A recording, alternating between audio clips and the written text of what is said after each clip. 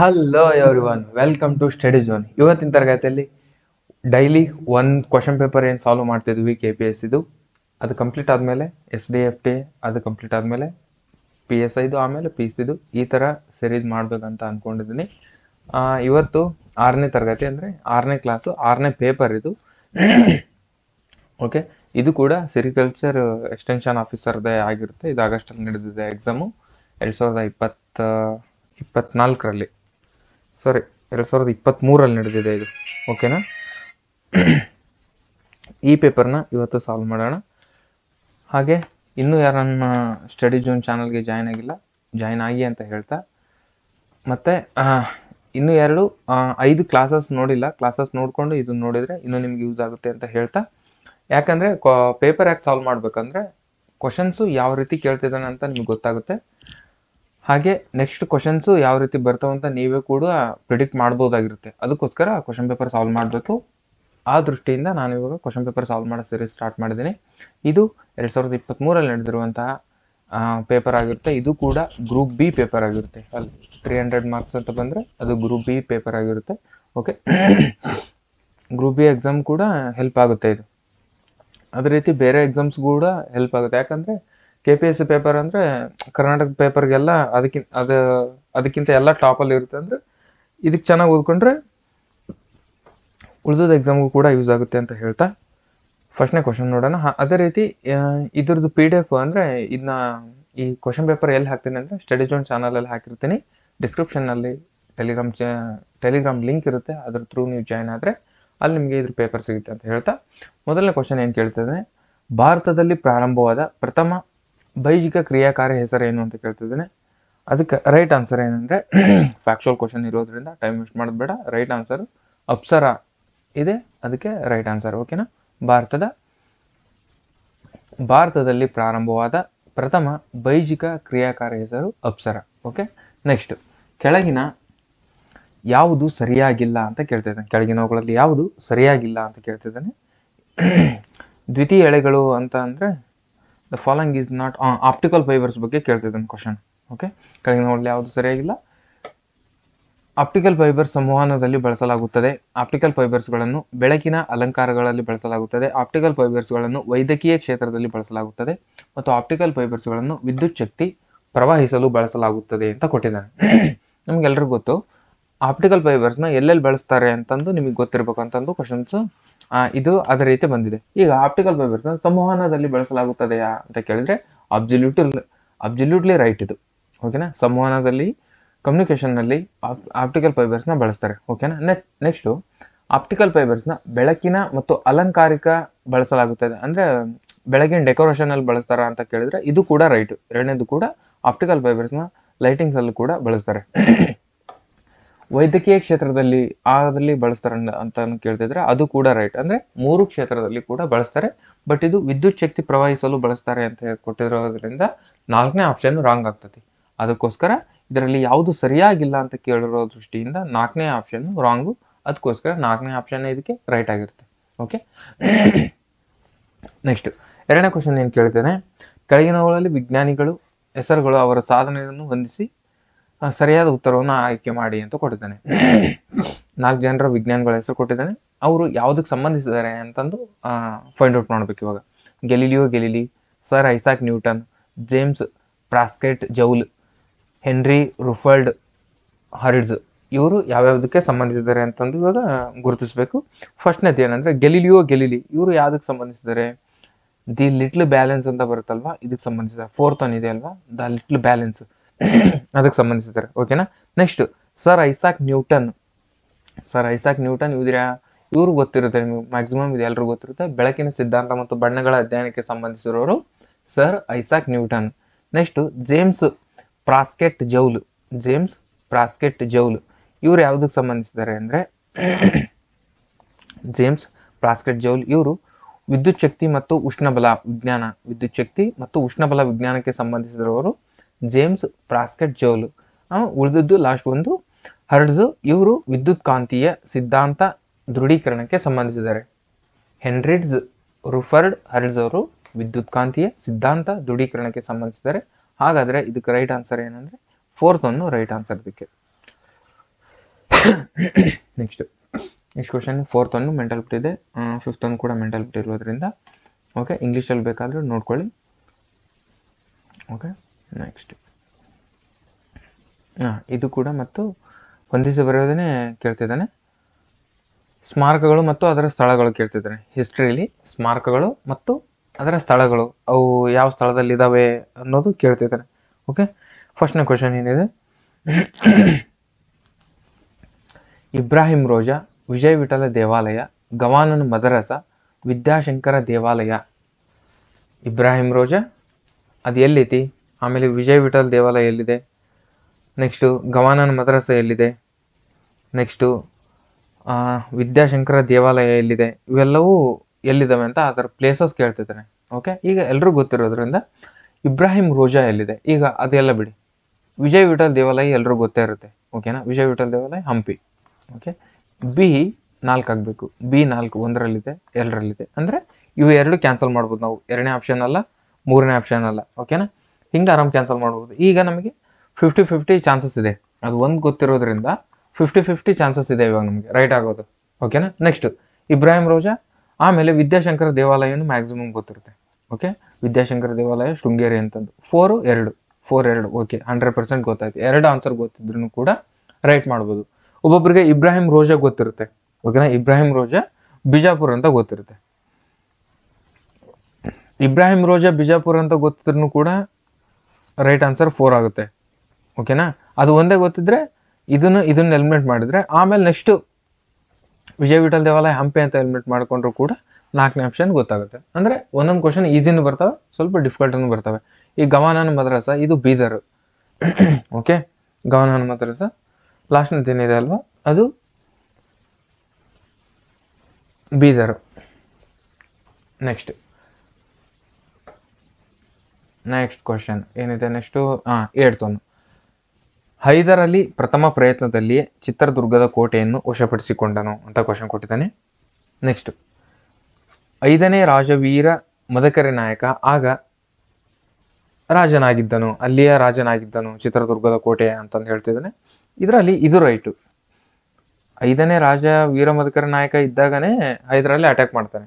But ಇದು ಪ್ರಥಮ ಪ್ರಯತ್ನದಲ್ಲಿ ಅನ್ನೋದೇ ಇದು ರಾಂಗ್. ಇದು ಪ್ರಥಮ ಪ್ರಯತ್ನದಲ್ಲಿ ಅದನ್ನ ವಶಪಡಿಸ್ಕೊಳೋದಿಲ್ಲ. ಓಕೆ, ಅದಕ್ಕೋಸ್ಕರ 3rd ಆಪ್ಷನ್ ರೈಟ್ ಇದಕ್ಕೆ.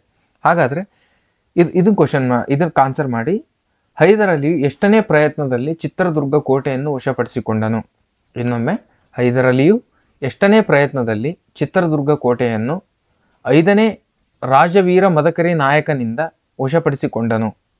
ಇದಕ್ಕೆ ಆನ್ಸರ್ ಮಾಡಿ, ಕಮೆಂಟಲ್ಲಿ ಇದಕ್ಕೆ ಆನ್ಸರ್ ತಿಳಿಸಿ. ಓಕೆ, ಹಿಸ್ಟ್ರಿ ಓದಿರೋದ್ರ ಬಗ್ಗೆ ಗೊತ್ತಿರುತ್ತೆ ನಿಮಗೆ. ನೆಕ್ಸ್ಟ್, ಯಾವ ದಿವಾನನ ಆಳ್ವಿಕೆಯ ಕಾಲದಲ್ಲಿ ರಾಜಧಾನಿ ಶ್ರೀರಂಗಪಟ್ಟಣವನ್ನು ಮೈಸೂರಿಗೆ ವರ್ಗಾಯಿಸಲಾಯಿತು? ಯಾರ ಆಳ್ವಿಕೆಯಲ್ಲಿ ಯಾರು ದಿವಾನರಿದ್ದಾಗ ಶ್ರೀರಂಗಪಟ್ಟಣವನ್ನು ಮೈಸೂರಿಗೆ ವರ್ಗಾಯಿಸಲಾಯಿತು ಅಂತ ಕೇಳಿದ್ರೆ ಇದಕ್ಕೆ ರೈಟ್ ಆನ್ಸರ್ ದಿವಾನ್ ಪೂರ್ಣಯ್ಯರವರ ಆಳ್ವಿಕೆಯಲ್ಲಿ ಶ್ರೀರಂಗಪಟ್ಟಣವನ್ನು ಮೈಸೂರಿಗೆ ವರ್ಗಾಯಿಸ್ತಾರೆ. ಓಕೆ, ನೆಕ್ಸ್ಟ್ 10ನೇ ಕ್ವಶನ್ ಏನಿದೆ, ಯಾವ ದಿವಾನರ ಕಾಲದಲ್ಲಿ ಮೈಸೂರಿನಲ್ಲಿ ಪ್ರಜಾಪ್ರತಿನಿಧಿ ಸಭೆ? ದಿವಾನರ ಬಗ್ಗೆ 2 ಕ್ವಶನ್ ಕೇಳಿದಾನೆ. ಮೈಸೂರಲ್ಲಿ ದಿವಾನರ ಬಗ್ಗೆ ಚೆನ್ನಾಗಿ ನೋಡ್ಕೋಬೇಕಂತ ಅದರ ಅರ್ಥ.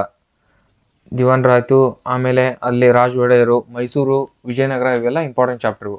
ಓಕೆನಾ, ಯಾವ ದಿವಾನರ ಕಾಲದಲ್ಲಿ ಮೈಸೂರಿನಲ್ಲಿ ಪ್ರಜಾಪ್ರತಿನಿಧಿ ಸಭೆಯನ್ನು ಆರಂಭಿಸಲಾಯಿತು? ದಿವಾನ್ ಪೂರ್ಣಯ್ಯ, ದಿವಾನ್ ರಂಗಚಾರ್ಲು, ದಿವಾನ್ ವಿಶ್ವೇಶ್ವರಯ್ಯ, ಮಿರ್ಜಾ ಇಸ್ಮಾಯಿಲ್ ಅಂತ ಕೊಟ್ಟಿದ್ದಾನೆ. ಇದಕ್ಕೆ ರೈಟ್ ಆನ್ಸರು ದಿವಾನ್ ರಂಗಚಾರ್ಲುರವರ ಆಳ್ವಿಕೆಯ ಕಾಲದಲ್ಲಿ ಪ್ರಜಾಪ್ರತಿನಿಧಿ ಸಭೆಯನ್ನು ಸ್ಥಾಪಿಸಲಾಗ್ತದೆ. ಓಕೆ, 7ನೇ ಕ್ವಶನ್, ಯಾವ ಡ್ಯಾಶ್ ಎಂಬ ಪ್ರಸಿದ್ಧ ಗ್ರಂಥವು ಗಂಗಾದೇವಿಯವರಿಂದ ರಚಿಸಲ್ಪಟ್ಟಿದೆ?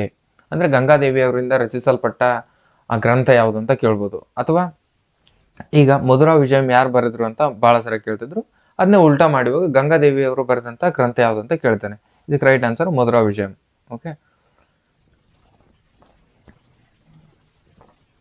ನೆಕ್ಸ್ಟ್ 11ನೇ ಕ್ವಶನ್ ಏನ್ ಕೇಳಿದಾನೆ, ಒಂದು ಪರ್ವತ ಪರಿಸರದಲ್ಲಿ ಮಾತ್ರ ಬೆಳೆಯುವ ಒಂದು ಸಸ್ಯಗಳನ್ನು ಈ ರೀತಿಯಾಗಿ ಕರೆಯಲಾಗುತ್ತದೆ ಅಂತ ಹೇಳಿದಾನೆ. ಒಂದು ಪರ್ವತ ಪರಿಸರದಲ್ಲಿ ಮಾತ್ರ ಬೆಳೆಯುವ ಒಂದು ಸಸ್ಯಗಳನ್ನು ಈ ರೀತಿಯಾಗಿ ಕರೆಯುತ್ತಾರೆ. ಓರೋಪೈಟ್ಸ್, ಮಾರ್ಕೋಪೈಟ್ಸ್, ಹ್ಯಾಲೋಪೈಟ್ಸ್, ಇವುಗಳಲ್ಲಿ ಯಾವುದೂ ಅಲ್ಲ ಅಂತಂದ್ರೆ ಓರೋಪೈಟ್ಸ್ಗೆ ರೈಟ್ ಆನ್ಸರ್ ಇದಕ್ಕೆ. ಅಂದ್ರೆ ಒಂದು ಪರ್ವತ ಪರಿಸರದಲ್ಲಿ ಮಾತ್ರ ಬೆಳೆಯುವ ಒಂದು ಸಸ್ಯಗಳನ್ನು ಕರೆಯೋದಕ್ಕೆ ಓರೋಪೈಟ್ಸ್ ಅಂತೀವಿ. ಹ್ಯಾಲೋಪೈಡ್ಸ್ ಎಲ್ಲಿ ಕಂಡು ಬರ್ತವೆ ಅಂದರೆ ಇದು ಮ್ಯಾಂಗ್ರೋವ್ಗಳಲ್ಲಿ ಕಂಡು ಬರುತ್ತೆ. ಓಕೆನಾ, ಮ್ಯಾಂಗ್ರೋವ್ ಕಾಡುಗಳಲ್ಲಿ ಕಂಡು ಬರೋದು ಹ್ಯಾಲೋಪೈಡ್ಸ್. ನೆಕ್ಸ್ಟ್ ಕೆಳಗಿನವುಗಳಲ್ಲಿ ಯಾವುದು ಒಂದು ಸರಿಯಾಗಿದೆ? ಒಂದೇ ಸರಿಯಾಗಿದೆ ಅಂತೆ. ಒಂದೇ ಸರಿಯಾಗಿದೆ ಯಾವುದು? ಬಂಡೀಪುರ 19 ರಾಷ್ಟ್ರೀಯ ಉದ್ಯಾನ ನ್ಯಾಷನಲ್ ಪಾರ್ಕ್ಸು ಕರ್ನಾಟಕದಲ್ಲಿ 5 ನ್ಯಾಷನಲ್ ಪಾರ್ಕ್ಸ್ ಇದ್ದಾವೆ, ಅದರೊಳಗೆ 4 ಕೊಟ್ಟಾನೆ. ಓಕೆನಾ, ಬಂಡೀಪುರ, ಅಂಚಿ, ಬನ್ನೇರುಘಟ್ಟ, ನಾಗರಹೊಳೆ, ಇನ್ನೊಂದು ಕುದುರೆಮುಖ. ಓಕೆನಾ, ಒಟ್ಟು 5 ರಾಷ್ಟ್ರೀಯ ಉದ್ಯಾನವನಗಳು, 5ರಲ್ಲಿ 4 ಕೊಟ್ಟಿದ್ದಾನೆ. 4 ಸ್ಥಾಪನೆ ಆದ್ರೆ ವರ್ಷ ಕೊಟ್ಟಿದ್ದಾನೆ. ವರ್ಷದಲ್ಲಿ ಯಾವುದೋ ಒಂದು ರೈಟ್ ಇದೆ ಅಂತ, 3 ರಾಂಗ್ ಇದಾವಂತೆ. ಓಕೆನಾ, ಅದನ್ನ ಕಂಡಿಡ್ರಿ ಅಂತ ಹೇಳಿದ್ದಾನೆ. ಓಕೆ, ಈಗ ಬಂಡೀಪುರ 1947 ಇದು ರೈಟು. ಹಾಗಾದ್ರೆ ಅಂಚಿ ನ್ಯಾಷನಲ್ ಪಾರ್ಕ್ ಇದು 1987. ಓಕೆನಾ, ಬನ್ನೇರುಘಟ್ಟ ನ್ಯಾಷನಲ್ ಪಾರ್ಕ್ 1974 ಬನ್ನೇರುಘಟ್ಟ. ನಾಗರಹೊಳೆ ರಾಷ್ಟ್ರೀಯ ಉದ್ಯಾನವನ ಇದು ಕೂಡ 1974. ಹಾಗಾದ್ರೆ ಕುದುರೆಮುಖ ರಾಷ್ಟ್ರೀಯ ಉದ್ಯಾನವನ 1982. ಹಾಗಿದ್ದಾಗ ಒಂದೇ ಆಪ್ಷನ್ ಕೂಡ ಒಂದೇ ಆಪ್ಷನ್ ಅಷ್ಟೇ ರೈಟ್ ಇದಕ್ಕೆ. ಬಂಡೀಪುರ ರಾಷ್ಟ್ರೀಯ ಉದ್ಯಾನವನ ಸ್ಥಾಪನೆ ಆಗಿದ್ದು 1974ರಲ್ಲಿ. ಅಂಚಿ ರಾಷ್ಟ್ರೀಯ ಉದ್ಯಾನವನ 1987. ನೆಕ್ಸ್ಟ್ ಬನ್ನೇರುಘಟ್ಟ ರಾಷ್ಟ್ರೀಯ ಉದ್ಯಾನವನ 1974, ನಾಗರಹೊಳೆ ರಾಷ್ಟ್ರೀಯ ಉದ್ಯಾನವನ 1974, ಕುದುರೆಮುಖ ರಾಷ್ಟ್ರೀಯ ಉದ್ಯಾನವನ 1982. ಓಕೆ, ನೆಕ್ಸ್ಟ್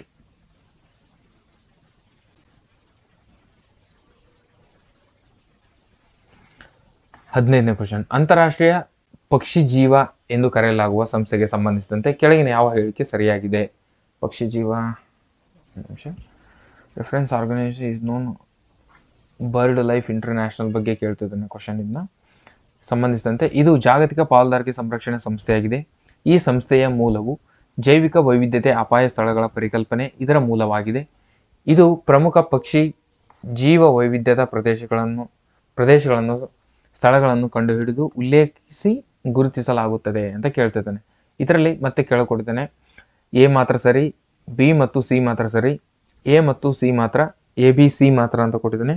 ಇದಕ್ಕೆ ರೈಟ್ ಆನ್ಸರ್ ಏನಂದ್ರೆ ಎ ಮತ್ತು ಸಿ ಮಾತ್ರ ಸರಿ. ಇದಕ್ಕೆ ಅಂತಾರಾಷ್ಟ್ರೀಯ ಪಕ್ಷಿ ಜೀವ ಎಂದು ಐತಲ್ಲ, ಬರ್ಡ್ ಲೈಫ್ ಇದು ಇಂಟರ್ನ್ಯಾಷನಲ್, ಇದು ಜಾಗತಿಕ ಪಾಲುದಾರಿಕೆ ಸಂರಕ್ಷಣಾ ಸಂಸ್ಥೆ ಆಗಿದ್ದು, ನೆಕ್ಸ್ಟ್ ಪ್ರಮುಖ ಪಕ್ಷಿ ಮತ್ತು ಜೀವ ವೈವಿಧ್ಯದ ಪ್ರದೇಶಗಳ ಸ್ಥಳಗಳನ್ನು ಕಂಡುಹಿಡಿಯುವುದು ಮತ್ತು ಉಲ್ಲೇಖಿಸುವುದು ಅಂತ ಕೊಟ್ಟಿರೋದು ಸಿ ಆಪ್ಷನ್ ಕೂಡ ರೈಟ್ ಇದಕ್ಕೆ. ಓಕೆನಾ, ನೆಕ್ಸ್ಟ್ 13ನೇ ಕ್ವಶನ್.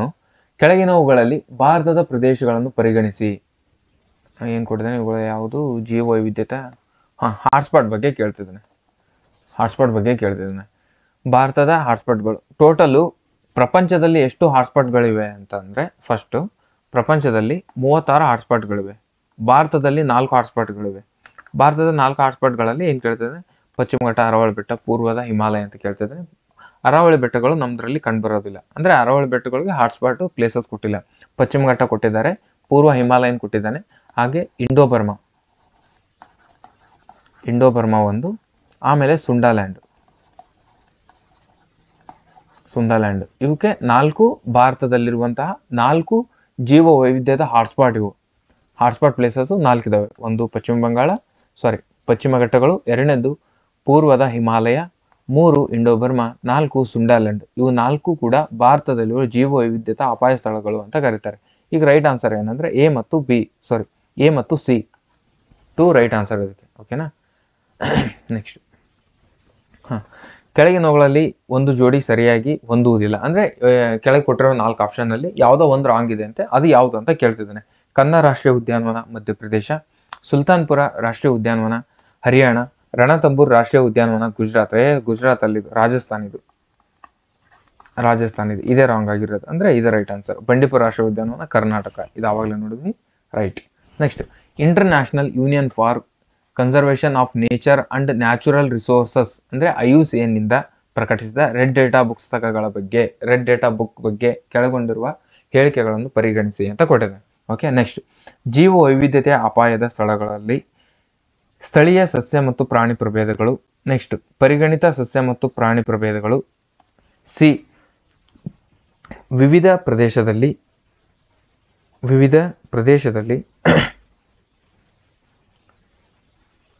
ಸಸ್ಯ ಮತ್ತು ಪ್ರಾಣಿ ವಿವಿಧ ದೇಶದಲ್ಲಿ conservation of nature and natural resources ಸಂರಕ್ಷಿತ ಸ್ಥಳಗಳು.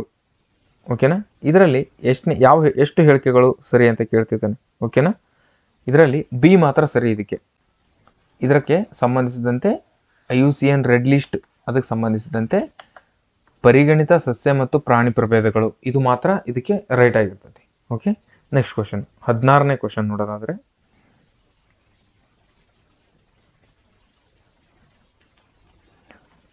16 ಮುಗೀತು. ಇವಾಗ ನೆಕ್ಸ್ಟ್ ಇಂಗ್ಲೀಷಲ್ಲಿ ಬೇಕಂದ್ರೆ ನೋಡ್ಕೊಳ್ಳಿ. ವೈಲ್ಡ್ ಲೈಫ್ ಇಂಟರ್ನ್ಯಾಷನಲ್ ಬಗ್ಗೆ ಕೇಳಿದಾನೆ.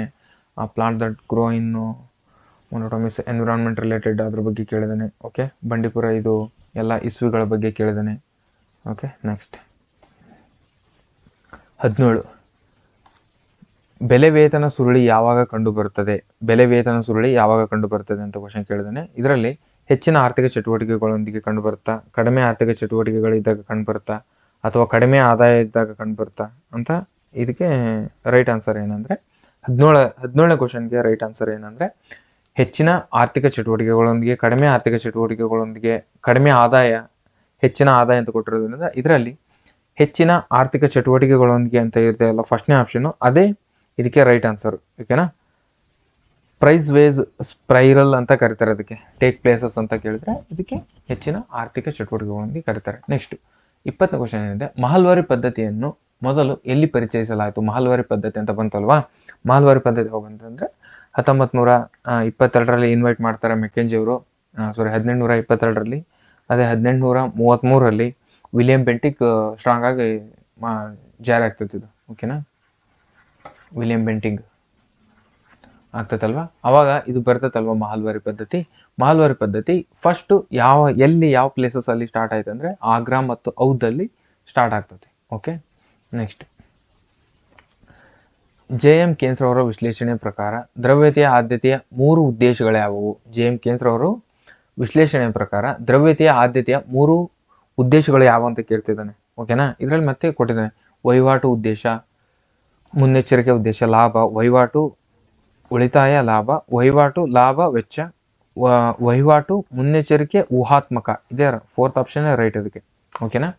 JM ಕೇಂದ್ರ ಅವರ ವಿಶ್ಲೇಷಣೆ ಪ್ರಕಾರ ದ್ರವ್ಯತೆಯ ಆದ್ಯತೆಯ 3 ಉದ್ದೇಶಗಳು ಯಾವಂದ್ರೆ ವಹಿವಾಟು ಉದ್ದೇಶ, ಮುನ್ನೆಚ್ಚರಿಕೆಯ ಉದ್ದೇಶ ಮತ್ತು ಊಹಾತ್ಮಕ ಉದ್ದೇಶವೇ JM ಕೇಂದ್ರ ಅವರ ವಿಶ್ಲೇಷಣೆಯ 3 ಆದ್ಯತೆ ಆಗಿರುತ್ತದೆ. ಓಕೆ, ನೆಕ್ಸ್ಟ್ ಕ್ವಶನ್ 21ನೇ ಕ್ವಶನ್ ಏನ್ ಕೇಳ್ತಾನೆ ಅಂದ್ರೆ ಬದಲಿಸಬಹುದಾದ ವಿನಿಮಯ ದರ ಎಂದರೇನು?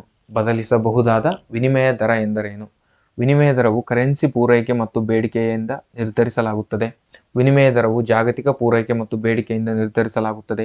ವಿನಿಮಯ ದರವು ಕೆಲವು ದೇಶಗಳ ಕರೆನ್ಸಿ ಪೂರೈಕೆ ಮತ್ತು ಬೇಡಿಕೆಯನ್ನು ನಿರ್ಧರಿಸಲಾಗುತ್ತದೆ. ನೆಕ್ಸ್ಟ್ ಫಿಕ್ಸಬಲ್ ಎಕ್ಸ್ಚೇಂಜ್ ರೇಟ್ ಅಂದ್ರೆ ನೆಕ್ಸ್ಟ್ ವಿನಿಮಯ ದರವು ಅಮೆರಿಕದ ಫೆಡರಲ್ ರಿಸರ್ವ್ ವ್ಯವಸ್ಥೆಯಿಂದ ನಿರ್ಧರಿಸಲಾಗುತ್ತದೆ ಅಂತಂದು ಏನು ಕೊಟ್ಟಿದ್ದಾನಲ್ವಾ. ಇದಕ್ಕೆ what is the flexible exchange rate ಅಂದ್ರೆ ಇದಕ್ಕೆ 2ನೇ option right.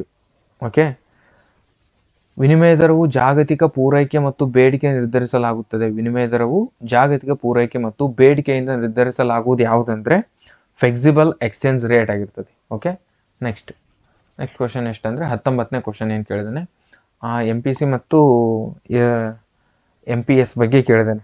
Okay, marginal property ಅದರ ಬಗ್ಗೆ ಮಾರ್ಜಿನಲ್ ಬಗ್ಗೆ ಕೇಳಿದಾನೆ. ಒಂದು ಮಾರ್ಜಿನಲ್ ಪ್ರಾಪರ್ಟಿ ಸೇವ್ ಬಗ್ಗೆ ಕೇಳಿದಾನೆ. ಕನ್ಸ್ಯೂಮ್ ಮತ್ತು ಸೇವ್ ಬಗ್ಗೆ ಕೇಳಿದಾನೆ. ಓಕೆ, ಇದರಲ್ಲಿ 0.75 ಇದ್ರೆ ಅದು MPS ಅಲ್ಲಿ ಎಷ್ಟಾಗುತ್ತೆ ಅಂತ.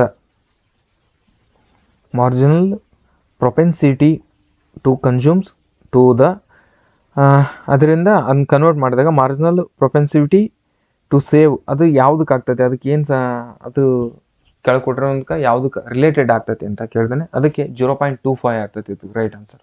ಓಕೆ, ನೆಕ್ಸ್ಟ್ ಇದು ಎಕನಾಮಿಕ್ಸಲ್ಲಿ ಬರ್ತದೆ ನೋಡ್ರಿ. ಬಹುನಾರು ಎಳೆ ಒಪ್ಪಂದವು ಇಂಥ ಕ್ವಶನ್ಸು ಕೆಲವೊಂದಿಷ್ಟು ಬರ್ತವೆ. ನೀವು ಇದು ಒಂದೇ ಇಂಥ ಕ್ವಶನ್ಸ್ ಬಂದ್ಬಿಟ್ಟಲ್ಲೇ ತಲೆ ಕೆಡಿಸ್ಕೋಬಾರ್ದು.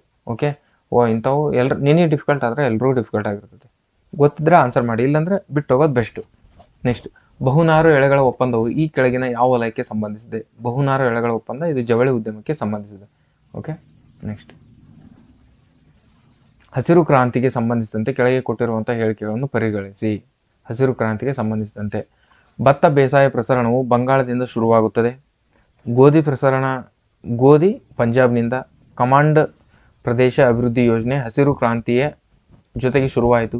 ಕೃಷಿ ಸಾಲದ ಪೂರೈಕೆ ಹಸಿರು ಕ್ರಾಂತಿಯೊಂದಿಗೆ ಶುರುವಾಯಿತು ಅಂತಂದು 4 ಆಪ್ಷನ್ ಕೊಟ್ಟಿದ್ದಾನೆ. ಇದಕ್ಕೆ ರೈಟ್ ಆನ್ಸರ್ ಏನಂದ್ರೆ ಇದು 23ನೇ ಕ್ವಶನ್ನು. ಇದಕ್ಕೆ ರೈಟ್ ಆನ್ಸರ್ ಅಂದ್ರೆ ಮೇಲಿನ ಎಲ್ಲಾ ಹೇಳಿಕೆಗಳು ಕೂಡ ಸರಿಯಾಗಿರ್ತವೆ. ಭತ್ತದ ಬೇಸಾಯ ಬಂಗಾಳದಿಂದ ಶುರುವಾಯಿತು, ರೈಟ್.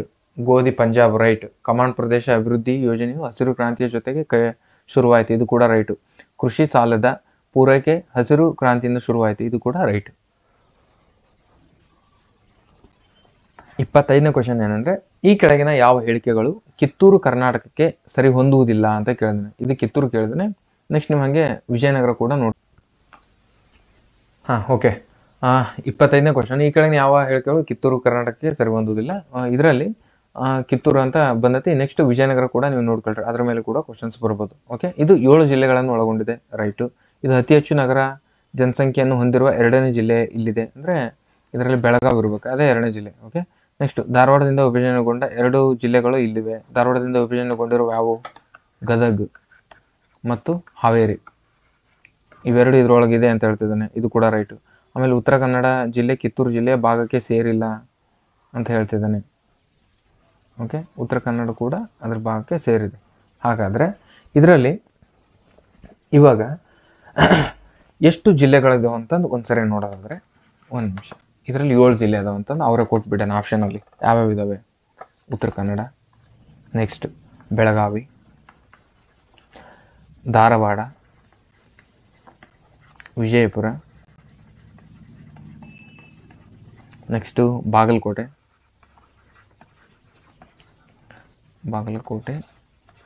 ನೆಕ್ಸ್ಟು ಗದಗಿನ ಧಾರವಾಡದಿಂದ 2 ಡಿವೈಡ್ ಆದವು ಅಂತ ಹೇಳಿದ್ನಲ್ವ, ಗದಗ್ ಮತ್ತು ಹಾವೇರಿ, ಇವಿಷ್ಟು ಜಿಲ್ಲೆಗಳು ಇವೇನು ಕಿತ್ತೂರು ಕರ್ನಾಟಕ ಅಂತ. ಓಕೆ, 2, 3, 4, 5, 6, 7 ಇವು 7 ಜಿಲ್ಲೆಗಳು ಕಿತ್ತೂರು ಕರ್ನಾಟಕಕ್ಕೆ ಅಂತಂದು ಸಪ್ರೇಟ್ ಮಾಡಿದ್ದಾರೆ.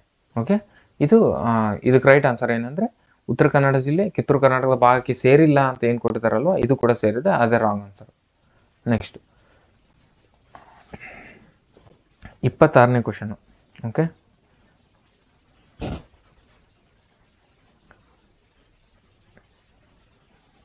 ನದಿಗಳ ಬಗ್ಗೆ ಕೇಳಿದ್ದೇನೆ. ಕೆಳಗಿನವುಗಳಲ್ಲಿ ನದಿಗಳ ಬಗ್ಗೆ ಯಾವ ಹೇಳಿಕೆ ಸರಿಯಾಗಿಲ್ಲ ಅಂತ ಕೇಳ್ತೇನೆ. ಅದರಲ್ಲಿ ಏನಂದ್ರೆ ಫಸ್ಟ್ ಆಪ್ಷನ್ ಏನು ಕೊಟ್ಟಿದ್ದಾನೆ, ಜೀಲಂ ನದಿಯು ವೆರಿನಾಗ್ನಲ್ಲಿ ಹುಟ್ಟುತ್ತದೆ. ಅಂದ್ರೆ ನದಿಗಳು ಎಲ್ಲೆಲ್ಲಿ ಹುಟ್ಟುತ್ತವೆ ಅದ್ರ ಬಗ್ಗೆ ಕೇಳಿದ್ದಾನೆ. ಅದರಲ್ಲಿ ಯಾವುದೋ ಒಂದು ಸರಿಯಾಗಿಲ್ಲ, ಯಾವುದೋ ಒಂದು ರಾಂಗ್ ಕೊಟ್ಟಿದ್ದಾನೆ. ಅದು ಯಾವುದೋ ರಾಂಗ್ ಅಂತ ಕಂಡುಹಿಡ್ಬೇಕು ಇವಾಗ. ಜೀಲಂ ನದಿಯು ವೆರಿನಾಗ್ನಲ್ಲಿ ಹುಟ್ಟುತ್ತದೆ. ಸಿಂಧು ನದಿಯು ಅಟಾಕ್ ಬೆಟ್ಟಗಳಿಂದ ಆಚೆಗೆ ಉಗಮಿಸುತ್ತದೆ. ಗಂಗಾ ನದಿಯು ಹರಿದ್ವಾರ ಸಮೀಪದ ಬೆಟ್ಟಗಳಿಂದ ಹೊರಬರುತ್ತದೆ. ಗಂಗಾ ನದಿಯ ಉಪನದಿಯಾಗಿದೆ ಅಂತ ಕೊಟ್ಟಿದ್ದಾರೆ. ಗಂಗಾ ನದಿಯು ಗೋದಾವರಿ ನದಿಯ ಉಪನದಿ ಇದು. ಹಂಗಂದ್ರೆ ಇದೇ ರಾಂಗ್ ಆನ್ಸರ್. ಅಂದ್ರೆ ಆಪ್ಷನ್ 4 ರೈಟ್ ಈಗ. ಓಕೆನಾ, ಗಂಗಾ ನದಿಯ ಉಪನದಿ ಅಲ್ಲದು, ಗೋದಾವರಿ ನದಿಯ ಉಪನದಿ ಆಗಿರ್ತದೆ. ಓಕೆ, ನೆಕ್ಸ್ಟ್ ಕೆಳಗಿನವುಗಳಲ್ಲಿ ಯಾವುದು ಸರಿಯಾಗಿಲ್ಲ ಅಂತ ಕೇಳಿದಾನೆ. ಇಲ್ಲೂ ಕೂಡ ಉತ್ತರ ಪ್ರದೇಶದಲ್ಲಿ ಶಾರದಾ ಕಾಲುವೆಯು ಅತಿ ದೊಡ್ಡ ಕಾಲುವೆಯಾಗಿದೆ. ನೆಕ್ಸ್ಟ್ ಸೆಟ್ಲೇಜ್ ಯಮುನಾ ಕಾಲುವೆ ಸಂಯೋಜನೆ ಪ್ರಾಜೆಕ್ಟ್ ವಾಣಿಜ್ಯೇತರ ಸಂಯೋಜನೆಗಳಿಗೆ ಸೃಷ್ಟಿಸುತ್ತದೆ. ವಿಜಯವಾಡದಿಂದ ತಮಿಳುನಾಡಿನ ವಿಲ್ಲಪುರಂ ಜಿಲ್ಲೆಗೆ ಹಾದು ಹೋಗುವಾಗ ಸಂಬಂಧಿಸಿದಂತೆ ಬಂಕಿಂಗ್ ಹ್ಯಾಮ್ ಕಾಲುವೆಯು ಶುದ್ಧ ನೀರಿನ ಕಾಲುವೆಯಾಗಿದೆ. 4th option. ಇಂದಿರಾ ಗಾಂಧಿ ಕಾಲುವೆಯು ಪಂಜಾಬ್ ಮತ್ತು ಹರಿಯಾಣದಲ್ಲಿ 167 ಕಿಲೋಮೀಟರ್ ಹಾಗೂ ರಾಜಸ್ಥಾನದಲ್ಲಿ 492 ಕಿಲೋಮೀಟರ್ ಮೂಲಕ ಹರಿಯುತ್ತದೆ ಅಂತ ಅಂದ್ಕೊಟ್ಟಿದ್ದಾನೆ. ಇದಕ್ಕೆ ರೈಟ್ ಆನ್ಸರ್ ಏನಂದ್ರೆ ಬಿ ಮಾತ್ರ ರಾಂಗ್. ಕೆಳಗಿನ ಯಾವ ತಪ್ಪಾಗಿರೋದು ಕೇಳಿರೋದ್ರಿಂದ ಬಿ ಮಾತ್ರ ರಾಂಗ್. ಅಂದ್ರೆ ಉತ್ತರ ಪ್ರದೇಶದ ಶಾರದಾ ಕಾಲುವೆಯು ಅತಿ ದೊಡ್ಡ ಕಾಲುವೆಯಾಗಿದೆ, ರೈಟ್ ಇದು. ನೆಕ್ಸ್ಟ್ ವಿಜಯವಾಡದಿಂದ ತಮಿಳುನಾಡಿನ ವಿಲ್ಲಾಪುರಂ ಜಿಲ್ಲೆಗೆ ಹಾದು ಹೋಗುವುದಕ್ಕೆ ಸಂಬಂಧಿಸಿದಂತೆ ಬಂಕಿಂಗ್ ಹ್ಯಾಮ್ ಕಾಲುವೆ ಶುದ್ಧ ನೀರಿನ ಕಾಲುವೆಯಾಗಿದೆ. ಬಂಕಿಂಗ್ ಹ್ಯಾಮ್ ಕಾಲುವೆ ಶುದ್ಧ ನೀರಿನ ಕಾಲುವೆಯಾಗಿದೆ. ಓಕೆನಾ, ಅದು ಕೂಡ ರೈಟ್. ಇಂದಿರಾ ಗಾಂಧಿ ಕಾಲುವೆಯು ಪಂಜಾಬ್ ಮತ್ತು ಹರಿಯಾಣದಲ್ಲಿ 160 ಕಿಲೋಮೀಟರ್ ಹಾಗೂ ರಾಜಸ್ಥಾನದಲ್ಲಿ 492 ಕಿಲೋಮೀಟರ್ ಮೂಲಕ ಹರಿಯುತ್ತದೆ ಅಂತ ಹೇಳಿರೋದು, ಇದು ಕೂಡ ರೈಟ್ ಆನ್ಸರ್. ಹಾಗಿದ್ದಾಗ 3rd ಆಪ್ಷನ್ ಒಂದೇ ರಾಂಗ್ ಆಗಿರೋದ್ರಿಂದ ಬಿ ಆಪ್ಷನ್ ಒಂದೇ ರಾಂಗ್ ಆಗಿರೋದ್ರಿಂದ ಬಿ ಇದಕ್ಕೆ ರೈಟ್ ಆನ್ಸರ್. ಓಕೆ, ನೆಕ್ಸ್ಟ್ ಬಂದರುಗಳ ಬಗ್ಗೆ ಯಾವಾಗಲೂ ಕ್ವಶನ್ ಕೇಳ್ತಿದ್ದಾನೆ ನೋಡಿ. ಇವಾಗ 5 ಪೇಪರ್ ಬಿಡಿಸಿದ್ವಲ್ಲ, ಕನಿಷ್ಠ ಅದರಲ್ಲಿ 4 ಪೇಪರಲ್ಲಿ ಫಿಕ್ಸ್ ಕೇಳಿದ್ದಾನೆ ಬಂದರು ಬಗ್ಗೆ. ಓಕೆ, ಕೆಳಗಿನವುಗಳಲ್ಲಿ ಸರಿಯಾದ ನದಿ ಸಂಗಮ ಮತ್ತು ಬಂದರುಗಳ ಬಗ್ಗೆ ಜೋಡಿಸಿ ಅಂತ ಕೊಟ್ಟಿದ್ದಾನೆ. ಹೊನ್ನಾವರ ಬಂದರು ಶರಾವತಿ ನದಿನ, ಅದು ಗೊತ್ತಿರ್ಬೇಕು ನಿಮಗೆ. ಹೊನ್ನಾವರ ಬಂದರು ಶರಾವತಿ ನದಿ, ರೈಟ್. ಅಂದರೆ ಎ ರೈಟು ಇದು ಬರುತ್ತೆ. ಅಂದರೆ ಆಪ್ಷನ್ 3 ತೆಗೆದಾಕ್ಬೋದು ನೀನು. ಓಕೆ, ನೆಕ್ಸ್ಟ್ ಕುಂದಾಪುರ ಬಂದರು ವರಾಹಿ ನದಿನ, ಓಕೆ ಇದು ಕೂಡ ರೈಟು. ಇದರಲ್ಲಿ ಬಿ ಇದೆ, ಇದರಲ್ಲಿ ಬಿ ಇದೆ. ಓಕೆನಾ. ನೆಕ್ಸ್ಟ್ ಮಲ್ಪೆ ಬಂದರು ಗಂಗಾವಳಿ ನದಿ ಅಂತ ಕೊಟ್ಟಿದ್ದಾನೆ. ಮಲ್ಪೆ ಬಂದರು ಗಂಗಾವಳಿ ನದಿ ಅಲ್ಲ. ಓಕೆನಾ, ಇದು ರಾಂಗು. ಹಂಗರಗಟ್ಟೆ ಬಂದರು ಸೀತಾ ನದಿ, ಇದು ಕೂಡ ರೈಟು. ಅಂದರೆ ಬಿ ಆಪ್ಷನ್ ರೈಟ್ ಇದಕ್ಕೆ. ಓಕೆನಾ, A B D right. Okay, Papanashini Udyavara ನದಿ ಇವು ಗಂಗಾ ನದಿಯ ಉಪನದಿಗಳು ನೋಡ್ರಿ. ಪಾಪನಾಶಿನಿ ಮತ್ತು ಉದ್ಯಾವರ ಇವು ಗಂಗಾವಳಿ ನದಿಯ ಉಪನದಿಗಳು. ಓಕೆ, ಅದು ಕೂಡ ಹಾಗೆ ನೆನಪಿರಲಿ. ಹಾಗೆ ಓದುವಾಗ ಏನೋ ಒಂದೆರಡು ಪಾಯಿಂಟ್ ಬಂದರೆ ನೆನ್ಪಿಟ್ಕೊಳ್ಳಿ. ಯಾಕಂದರೆ ಅವನಿಗೀಗ ಗಂಗಾವಳಿ ನದಿ ಅಂತ ನೆನಪೈತೆ ಅಂದರೆ ನೆಕ್ಸ್ಟ್ ಅದ್ರ ಮೇಲೆ ಕ್ವಶನ್ ತೆಗಿಬೋದು ಅವರು. ಓಕೆ, ನೆಕ್ಸ್ಟ್ ಕರ್ನಾಟಕದ ಉದ್ಯೋಗ ಮಿತ್ರ ಯೋಜನೆ ಬಗ್ಗೆ ಸಂಬಂಧಿಸಿದಂತೆ ಕರ್ನಾಟಕದಲ್ಲಿ ಉದ್ಯಮ ಮತ್ತು ವ್ಯಾಪಾರವನ್ನು ಪ್ರಾರಂಭಿಸಲು ಯೋಚಿಸುವ ಹೂಡಿಕೆದಾರರಿಗೆ ಇರುವ ಏಕ ಸಂಪರ್ಕ ವ್ಯವಸ್ಥೆಯಾಗಿದೆ ಅಂತ ಹೇಳಿದಾರಲ್ವ, ಇದೇ ರೈಟ್ ಆನ್ಸರ್ ಇದಕ್ಕೆ. ಆಪ್ಷನ್ ಏನೇ ರೈಟ್ ಆನ್ಸರ್. ಕರ್ನಾಟಕದ ಉದ್ಯೋಗ ಮಿತ್ರ ಯೋಜನೆಯ ಉದ್ದೇಶ ಏನಂದ್ರೆ ಕರ್ನಾಟಕದಲ್ಲಿ ಉದ್ಯಮ ಮತ್ತು ವ್ಯಾಪಾರವನ್ನು ಪ್ರಾರಂಭಿಸಲು ಯೋಚಿಸುವ ಹೂಡಿಕೆದಾರರಿಗೆ ಏಕ ಸಂಪರ್ಕ ವ್ಯವಸ್ಥೆ ಅಂದ್ರೆ ಎಲ್ಲ ಡಾಕ್ಯುಮೆಂಟ್ ಇಲ್ಲೇ ಒಂದೇ ಹತ್ರನೇ, ಅದು ಮಾಡಿಸ್ಕೊಂಬರಕ್ಕೆ ಅಲ್ಲಿ ಹೋಗು, ಇದು ಮಾಡಿಸ್ಕೊಂಬರಕ್ಕೆ ಇಲ್ಲಿ ಹೋಗು, ಆ ರೀತಿ ಅಲ್ಲ. ಒಂದೇ ಹತ್ರನೇ ಎಲ್ಲ ಅವರು ಉದ್ಯಮ ಸ್ಟಾರ್ಟ್ ಮಾಡೋಕೆ ಏನೇನು ಪ್ರೋಸೆಸ್ ಬೇಕೋ ಕಂಪ್ಲೀಟ್ ಒಂದೇ ಹತ್ರನೇ ಮಾಡೋ ಉದ್ದೇಶದಿಂದ ಕರ್ನಾಟಕದಲ್ಲಿ ಉದ್ಯೋಗ ಮಿತ್ರ ಎಂಬ ಯೋಜನೆಯನ್ನು ಪ್ರಾರಂಭ ಮಾಡಲಾಗಿದೆ. ಓಕೆ, ನೆಕ್ಸ್ಟ್ 31ನೇ ಕ್ವಶನ್ ಏನಿದೆ ಅಂದರೆ ಕೇಂದ್ರ ಸರ್ಕಾರವು 14 ಜೂನ್ 2022 ದೇಶದ ಯುವಕರಿಗೆ ಅಂದರೆ ಅಗ್ನಿವೀರ್ ಬಗ್ಗೆ ಕ್ವಶನ್ ಕೇಳ್ತಿದ್ದೀನಿ ಅಷ್ಟೇ. ಓಕೆ, ಆಕಾಂಕ್ಷಿಗಳನ್ನು ಗುತ್ತಿಗೆ ಆಧಾರದ ಮೇಲೆ 4 ವರ್ಷ ತಗೊಳ್ತಾರೆ. ರೈಟ್. 17ರಿಂದ 21 ವರ್ಷ ಇವ್ರಿಗೆ ವಯಸ್ಸಿರ್ಬೇಕು. ರೈಟ್. ಯುವಕರು ಭೂದಳ, ವಾಯುದಳ, ನೌಕಾದಳದಲ್ಲಿ 4 ವರ್ಷ ಇರ್ತಾರೆ. ರೈಟ್. ಪ್ರತಿ ತಂಡದಿಂದ 25% ಕನ್ಫರ್ಮ್ ಮಾಡ್ಕೊಂತಾರೆ ಅಂತ ಹೇಳ್ತಿದ್ರೆ ಇದು ಕೂಡ ರೈಟ್. ಅಂದರೆ 4 ಹೇಳಿಕೆಗಳು ಕೂಡ ಸರಿಯಾಗಿವೆ ಇದಕ್ಕೆ. ಓಕೆ, ನೆಕ್ಸ್ಟ್ 29ನೇ ಕ್ವಶನ್ ಏನಿದೆ, ಸ್ವಾತಂತ್ರ್ಯದೆಡೆಗೆ ದೀರ್ಘ ನಡಿಗೆ ಎಂಬ ಪುಸ್ತಕವನ್ನು ಬರೆದವರು ಯಾರು? ಸ್ವಾತಂತ್ರ್ಯದೆಡೆಗೆ ದೀರ್ಘ ನಡಿಗೆ ಎಂಬ ಪುಸ್ತಕವನ್ನು ಬರೆದವರು ನೆಲ್ಸನ್ ಮಂಡೇಲಾ. ಇದಕ್ಕೆ ರೈಟ್ ಆನ್ಸರ್. ಓಕೆ, ಒಂದು ನಿಮಿಷ ಇರಿ.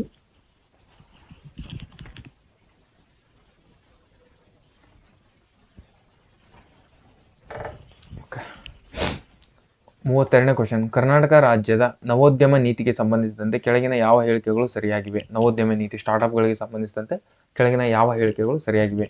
ಕರ್ನಾಟಕದಲ್ಲಿ ಪ್ರಥಮ ನವೋದ್ಯಮ ನೀತಿ 2015ರಲ್ಲಿ ಪ್ರಾರಂಭವಾಯಿತು. ರೈಟ್. ಕರ್ನಾಟಕದಲ್ಲಿ ನವೋದ್ಯಮ ನೀತಿ 2015ರಲ್ಲಿ ಪ್ರಾರಂಭ ಆಯ್ತು ಅಂತ ಏನು ಹೇಳ್ತಿದ್ರಲ್ವ, ಇದು ಕೂಡ ರೈಟ್. 15ರಲ್ಲಿ ಪ್ರಾರಂಭ ಆಯಿತು. ಕರ್ನಾಟಕ ಸರ್ಕಾರವು ಹೊಸ ನವೋದ್ಯಮ ನೀತಿ 2022 ಡಿಸೆಂಬರ್ 22, 2022 ಒಪ್ಪಿಕೊಂಡಿತು. ಇದು ಕೂಡ ರೈಟ್. ರಾಜ್ಯದ ಹೊಸ ನವೋದ್ಯಮ ನೀತಿ 2027 ತನಕ ಇರುತ್ತದೆ ಅಂತ ಹೇಳ್ತಾರೆ. ಇದು ಕೂಡ ರೈಟು.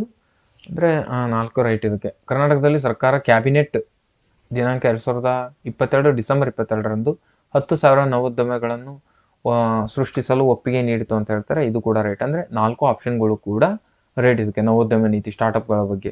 ಹಾಗೆ ಸ್ಟಾರ್ಟ್ಅಪ್ಗಳು ಬಂದರೆ ಪ್ರವಾಸೋದ್ಯಮ ಇದು ಒಂದು ಬರುತ್ತೆ ನೋಡಿ, ಪ್ರವಾಸೋದ್ಯಮ ನೀತಿ ಅಂತ ಒಂದು ಬರುತ್ತೆ. ಪ್ರವಾಸೋದ್ಯಮ ನೀತಿ ನೀವು ಬಜೆಟ್ ಓದಿದ್ರೆ ಇದಕ್ಕೆ ಆನ್ಸರ್ ಮಾಡ್ಬೋದು. ಪ್ರವಾಸೋದ್ಯಮ ನೀತಿ ಯಾವಾಗಂತ ಹೇಳ್ರಿ. 2024ರಿಂದ 2029 ಪ್ರವಾಸೋದ್ಯಮ ನೀತಿ. ಅದು ಕೂಡ ಹಾಗೆ ನೆನ್ಪಿಟ್ಕೊಳ್ರಿ, ಒಂದು ಪಾಯಿಂಟ್. ನೆಕ್ಸ್ಟ್, ಕೆಳಗಿನ ಯಾವುದು ಕರ್ನಾಟಕ ಸರ್ಕಾರದ ಪ್ರಮುಖ ಆರೋಗ್ಯ ಯೋಜನೆಯಾಗಿಲ್ಲ? 4 ಯೋಜನೆಗಳು ಕೊಟ್ಟಾನೆ, ಅದರಲ್ಲಿ ಯಾವುದೋ ಒಂದು ಆರೋಗ್ಯ ಯೋಜನೆ ಅಲ್ವಂತೆ. ಅದು ಯಾವುದು ಅಂತ ಕೇಳ್ತಿದ್ದೆ. ಓಕೆನಾ. ಜನನಿ ಸುರಕ್ಷಾ ಯೋಜನೆ ಇದು ನ್ಯಾಷನಲ್ ಹೆಲ್ತ್ ಮಿಷನ್ ಅಂಡರ್ ಒಳಗೆ ಬರುತ್ತೆ. ಇದು ಸ್ಟಾರ್ಟ್ ಆಗಿದ್ದು 2005ರಲ್ಲಿ. ಇದು ಹೌದು, ಆರೋಗ್ಯ ಯೋಜನೆ ಹೌದು. ಆರೋಗ್ಯ ಕವಚ, ಆರೋಗ್ಯ ಅಂತಾನೆ ಕೊಟ್ಟಿರೋದ್ರಿಂದ ಇದು ಕೂಡ ಹೌದು. ಇದು ಎಮರ್ಜೆನ್ಸಿ ಹೆಲ್ತ್ ಸರ್ವಿಸಿಗೆ ಸಂಬಂಧಿಸಿದೆ ಆರೋಗ್ಯ ಕವಚ ಇದು. ಓಕೆನಾ, ಇದು ಕೂಡ ಹೌದು. ನೆಕ್ಸ್ಟ್, ಜ್ಯೋತಿ ಸಂಜೀವಿನಿ ಯೋಜನೆ ಅಂತ ಇದೆಯಲ್ವಾ, ಇದು ಗೌರ್ಮೆಂಟ್ ಎಂಪ್ಲಾಯೀಸ್ಗೆ ಹೆಲ್ತ್ ಚಿಕಿತ್ಸೆಗೆ ನಗದು ರಹಿತ ಚಿಕಿತ್ಸೆಗಾಗಿ ಕೊಡೋದು ಜ್ಯೋತಿ ಸಂಜೀವಿನಿ ಯೋಜನೆ. ಇದು ಗೌರ್ಮೆಂಟ್ ಎಂಪ್ಲಾಯೀಸ್ಗಾದರೆ ಬರುತ್ತೆ. ಸೆಂಟ್ರಲ್ ಪ್ಲಸ್ ಸ್ಟೇಟ್ ಎರಡಕ್ಕೂ ಕೂಡ ಅಪ್ಲೈ ಆಗುತ್ತೆ ಜ್ಯೋತಿ ಸಂಜೀವಿನಿ ಯೋಜನೆ. ಹಾಗಾದರೆ ಬೆಳಕು ಯೋಜನೆ ಇದಕ್ಕೆ ಸಂಬಂಧಿಸಿಲ್ಲ. ಓಕೆ, ಆರೋಗ್ಯಕ್ಕೆ ಸಂಬಂಧಿಸಿಲ್ಲ ಅದು. ನೆಕ್ಸ್ಟ್, ದಂಗೆಗಳು ಮತ್ತು ಅದರಲ್ಲಿ ನಡೆದಂತಹ ವರ್ಷಗಳು ಕೊಟ್ಟಿದ್ದಾನೆ. ಪ್ರತಿ ಎಕ್ಸಾಮಲ್ಲಿ ದಂಗೆಗಳ ಬಗ್ಗೆ ಕೇಳ್ತಾನೆ ನೋಡಿ. ಕಿತ್ತೂರು ದಂಗೆ, ಹಲಗಲಿ ಬೇಡರ ದಂಗೆ, ನಗರ ದಂಗೆ, ಕೊಡಗು ದಂಗೆ ಅಂತ ಕೇಳಿದಾನೆ. ಕಿತ್ತೂರು ದಂಗೆ ನಿಮ್ಗೆ ಎಲ್ಲರಿಗೂ ಗೊತ್ತಿರುತ್ತೆ. ಕಿತ್ತೂರು ದಂಗೆ 1824 ಅಂತ. A3 ಆಗಬೇಕು. A3 ಇಲ್ಲೊಂದಿದೆ, ಇಲ್ಲೊಂದಿದೆ. ಓಕೆ. ಆಮೇಲೆ ನಗರ ದಂಗೆನೂ ಕೂಡ ಗೊತ್ತಿರುತ್ತೆ. ಇದು ಫೇಮಸ್. ಇದು ನಗರ ದಂಗೆನೂ ಕೂಡ ಗೊತ್ತಿರುತ್ತೆ ನಿಮಗೆ. ಇದು ಯಾವಾಗ ನಡೆಯುತ್ತಂದ್ರೆ ನಗರ ದಂಗೆ 1830-31ರಲ್ಲಿ ನಡೆಯುತ್ತೆ. ಇದು ಮೈಸೂರು ಅರಮನೆ ವಿರುದ್ಧ ಮಾಡ್ತಾ ಇದ್ದ ನಗರ ದಂಗೆನ. ಓಕೆನಾ. ಇದು ಕೂಡ ಗೊತ್ತಿರುತ್ತೆ. ಅಂದ್ರೆ 3 2 ಆಗ್ಬೇಕು. ನಿಮ್ಗೆಲ್ರೂ ಗೊತ್ತಿರುತ್ತೆ ಅಂತಾನೆ ಎರಡಕ್ಕೂ ಕೊಟ್ಟಿದ್ದಾನೆ. ಓಕೆ. ನೆಕ್ಸ್ಟ್ ಹಲಗಲಿ ಬೇಡರ ದಂಗೆ ಅಂತ ಬರುತ್ತೆ. ನೆಕ್ಸ್ಟು ಹಲಗಲಿ ಬೇಡರ ದಂಗೆ. ಹಲಗಲಿ ಬೇಡರ ದಂಗೆ ಯಾವಾಗ ಆಗ್ತತಿ ಅಂತಂದ್ರೆ 1857ರಲ್ಲಿ ಆಗ್ತತಿ. 1857ರಲ್ಲಿ ಆಗುತ್ತೆ. ಇದು ಪ್ರಥಮ ದಂಗೆ, ಆ ಥರ ಸಿಪಾಯಿ ದಂಗೆ ಬರುತ್ತಲ್ಲ, ಅದೇ ಟೈಮಲ್ಲೇ ಆಗುತ್ತೆ. ಆಗಿದ್ದಾಗ ಇದು ಕೂಡ ಒಂದೇದು ಆಗಿದ್ದಾಗ 3 ಆಪ್ಷನ್ ಗೊತ್ತಿದ್ರೆ ಮಾತ್ರ ನೀವು ರೈಟ್ ಮಾಡಬೇಕು. ಆ ರೀತಿ ಕ್ವಶನ್ ಕೇಳಿದಾನೆ. ಓಕೆ. ಕೊಡಗು ದಂಗೆ ಇದು 1799 ಮತ್ತು 80ರಲ್ಲಿ ಅಂತ, 1835 ಮತ್ತು 37ರಲ್ಲಿ ನಡೆಯೋದು ಕೊಡಗು ದಂಗೆ. ಓಕೆ. ಆ ರೀತಿ ನೋಡೋದಾದ್ರೆ ಇದಕ್ಕೆ ಫಸ್ಟ್ನೇ ಆಪ್ಷನ್ ರೈಟ್ ಆನ್ಸರ್. ಇನ್ನೊಂದ್ಸರಿ, ಕಿತ್ತೂರು ದಂಗೆ 1924, ಹಲಗಲಿ ಬೇಡರ ದಂಗೆ 1857, ನಗರ ದಂಗೆ 1830-31, ಕೊಡಗು ದಂಗೆ 1835-37ರಲ್ಲಿ ನಡೀತದೆ. ಓಕೆ. ನೆಕ್ಸ್ಟ್ 35ನೇ ಕ್ವಶನ್. ಕರ್ನಾಟಕ ಭೂವೈಜ್ಞಾನಿಕ ಸಮಯದ ಅವಧಿಯನ್ನು ಸರಿಯಾದ ಕಾಲಾನುಕ್ರಮಣಿಕೆಯಲ್ಲಿ ಬರೆಯಿರಿ ಅಂತ ಹೇಳ್ತಿದ್ದಾನೆ. ಕರ್ನಾಟಕ ಭೂವೈಜ್ಞಾನಿಕ ಸಮಯದ ಅವಧಿಯನ್ನು ಸರಿಯಾದ ಕಾಲಾನುಕ್ರಮದಲ್ಲಿ ಬರೆಯಿರಿ ಅಂತ ಹೇಳಿರೋದ್ರಿಂದ ಇದಕ್ಕೆ ರೈಟ್ ಆನ್ಸರ್ ಹೇಳ್ಬಿಡ್ತೀನಿ. ಸರಗೂರು, ಧಾರವಾಡ, ಕಲದಾಗಿ ಮತ್ತು ಭೀಮ. ಇದು ಥರ್ಡ್ ಆಪ್ಷನ್ ರೈಟ್ ಆನ್ಸರ್ ಅದಕ್ಕೆ. ನೆಕ್ಸ್ಟ್ 36ನೇ ಕ್ವಶನ್ನು. ಕೆಳಗಿನ ಹೇಳಿಕೆಗಳನ್ನು ಪರೀಕ್ಷಿಸಿ ನೀಡಲಾದ ಸಂಕೇತಗಳಿಂದ ಸರಿಯಾದ ಉತ್ತರವನ್ನು ಆರಿಸಿ. ಕುಂದಾಪುರ ಹತ್ತಿರ ಕೊಲ್ಲೂರು ನದಿಯ ಉತ್ತರದ ಹತ್ತಿರ ನಾಲಿಗೆಯ ಆಕಾರದ ಮರಳು ದಿಬ್ಬಗಳನ್ನು ಕಾಣಬಹುದು. ಕಾರವಾರದ ಉತ್ತರಕ್ಕೆ ಮರವಂತೆ ಬೀಚ್ ಅನ್ನು ಕಂಡು ಬರುತ್ತದೆ. ಕಾರವಾರದ ಹತ್ತಿರ ಮರವಂತೆ ಬೀಚ್ ಮರವಂತೆ ಬೀಚ್ ಕಂಡು ಬರೋದಿಲ್ಲ ಅಂದ್ರೆ ಕುಂದಾಪುರದ ಹತ್ರ ಕಂಡು ಬರುತ್ತೆ. ಕುಂದಾಪುರದ ಹತ್ರ ಅಂದ್ರೆ ಬಿ ರಾಂಗ್. ಈಗ ನನಗೆ ಬಿ ರಾಂಗ್. ಬಿ ಎಲ್ಲೆಲ್ಲೈತಿ? ಬಿ ಇದ್ರಾಗೈತಿ. ಇದು ರಾಂಗ್ ಅಂದ್ರೆ ಆಪ್ಷನ್ 3 ರೈಟ್ ಇದಕ್ಕೆ. ಓಕೆನಾ. Option 3 right. ಓಕೆ. ನೋಡ್ಬಿಡೋಣ. ಸಿ ಆನ್ಸರ್ ಏನಿದೆ? ಸಿ ಆಪ್ಷನ್ ಏನಿದೆ? ಹೊನ್ನಾವರದ ಹತ್ತಿರ 2 ನಾಲಿಗೆ ಆಕಾರದ ಮರಳು ದಿಬ್ಬಗಳು ಮತ್ತು ತದ್ರಿ ನದಿಯ ಚಾಚು ವಿನಲ್ಲಿ ಕಂಡು ಬರ್ತದೆ. ಇದು ಕೂಡ ರೈಟ್. ಹೊನ್ನಾವರದ ಹತ್ತಿರ ಇವೆಲ್ಲ ರಂಗನಾಥ್ ಸರ್ ಬುಕ್ಕಲ್ಲಿ ಇದೆ ನೋಡಿದ್ದು. ರಂಗನಾಥ್ ಸರ್ ಬುಕ್ಕಲ್ಲಿ ಕಂಪ್ಲೀಟ್ ಹಂಗೆ ಅಲ್ಲಿಂದ ಕಾಪಿ ಪೇಸ್ಟ್ ತರ ಮಾಡಿದ್ದಾರೆ. ಓಕೆ. ನೆಕ್ಸ್ಟ್ ಕಾರವಾರದ ಬಳಿ ಇರುವ ಪ್ರಮುಖವಾದ ಬಿಂಗೆ ಬೀಚ್ ಅರ್ಧ ಚಂದ್ರಾಕೃತಿಯ ಆಕಾರದಲ್ಲಿದೆ ಅಂತ ಹೇಳ್ತಿದ್ರೆ ಇದು ಕೂಡ ರೈಟ್. ಅದರಿಂದ ಬಿ ಆಪ್ಷನ್ ರಾಂಗ್. ಯಾಕಂದ್ರೆ ಕಾರವಾರದ ಉತ್ತರಕ್ಕೆ ಮರವಂತೆ ಬೀಚ್ ಕಂಡು ಬರುತ್ತೆ ಅಂತ ಹೇಳ್ತಿದ್ರು. ಅದಲ್ಲ, ಅದು ಕುಂದಾಪುರದ ಹತ್ರ ಕಂಡು ಬರೋದು ಯಾವ್ದಂದ್ರೆ ಮರವಂತೆ ಬೀಚ್ ಆಗಿರೋದ್ರಿಂದ ಬಿ ರಾಂಗ್ ಆಗಿರೋದ್ರಿಂದ ಇದರಲ್ಲಿ 3ನೇ ಆಪ್ಷನ್ ರೈಟ್. ಓಕೆ. ನೆಕ್ಸ್ಟ್ ಘಟನೆಗಳು ಮತ್ತು ವರ್ಷಗಳು ಅಂತ ಕೊಟ್ಟಿದ್ದಾನೆ. ಕೆಲವೊಂದಿಷ್ಟು ಘಟನೆಗಳು ಕೊಟ್ಟಿದ್ದಾನೆ. ಆ ಘಟನೆಗಳು ಯಾವ ವರ್ಷದಲ್ಲಿ ನಡೆದ್ವು ಅಂತ. ಬೆಳಗಾಂ ಕಾಂಗ್ರೆಸ್ ಅಧಿವೇಶನ ಎಲ್ರಿಗೂ ಗೊತ್ತು, 1924. 1ನೇ ಆಪ್ಷನ್ 3 ಇರಬೇಕು. ಅಂದ್ರೆ ಇಲ್ಲಿ 1 ಇದೆ, 2 ಇದೆ. ಓಕೆನಾ. ಅರಮನೆ ಸತ್ಯಾಗ್ರಹ ಇದು 1947ರಲ್ಲಿ ನಡೀತದೆ. ಅರಮನೆ ಸತ್ಯಾಗ್ರಹ 1947ರಲ್ಲಿ. ಓಕೆನಾ. ಅದಕ್ಕೆ ಅವನು ಇಲ್ಲಿ 4 ಕೊಟ್ಟಿದ್ದಾನೆ. ಅದು ಕೂಡ ನಿಮಗೆ ಕ್ಲೂ ಗೊತ್ತಾಗಬಾರ್ದು ಅನ್ನೋ ದೃಷ್ಟಿನೇ ಇರುತ್ತೆ ಅವರಿಗೆ. ಓಕೆ. ನೆಕ್ಸ್ಟ್ ಶಿವಪುರ ಕಾಂಗ್ರೆಸ್ ಸತ್ಯಾಗ್ರಹ ಇದು 1938. ಶಿವಪುರ ಕಾಂಗ್ರೆಸ್ ಸತ್ಯಾಗ್ರಹ 1938. ಹಂಗಿದ್ರಾಗ ಇದು ಒಂದೇ ಆಪ್ಷನ್ ಇದೆ. ಹಂಗಾದ್ರಿಂದ 2ನೇ ಆಪ್ಷನ್ ರೈಟ್.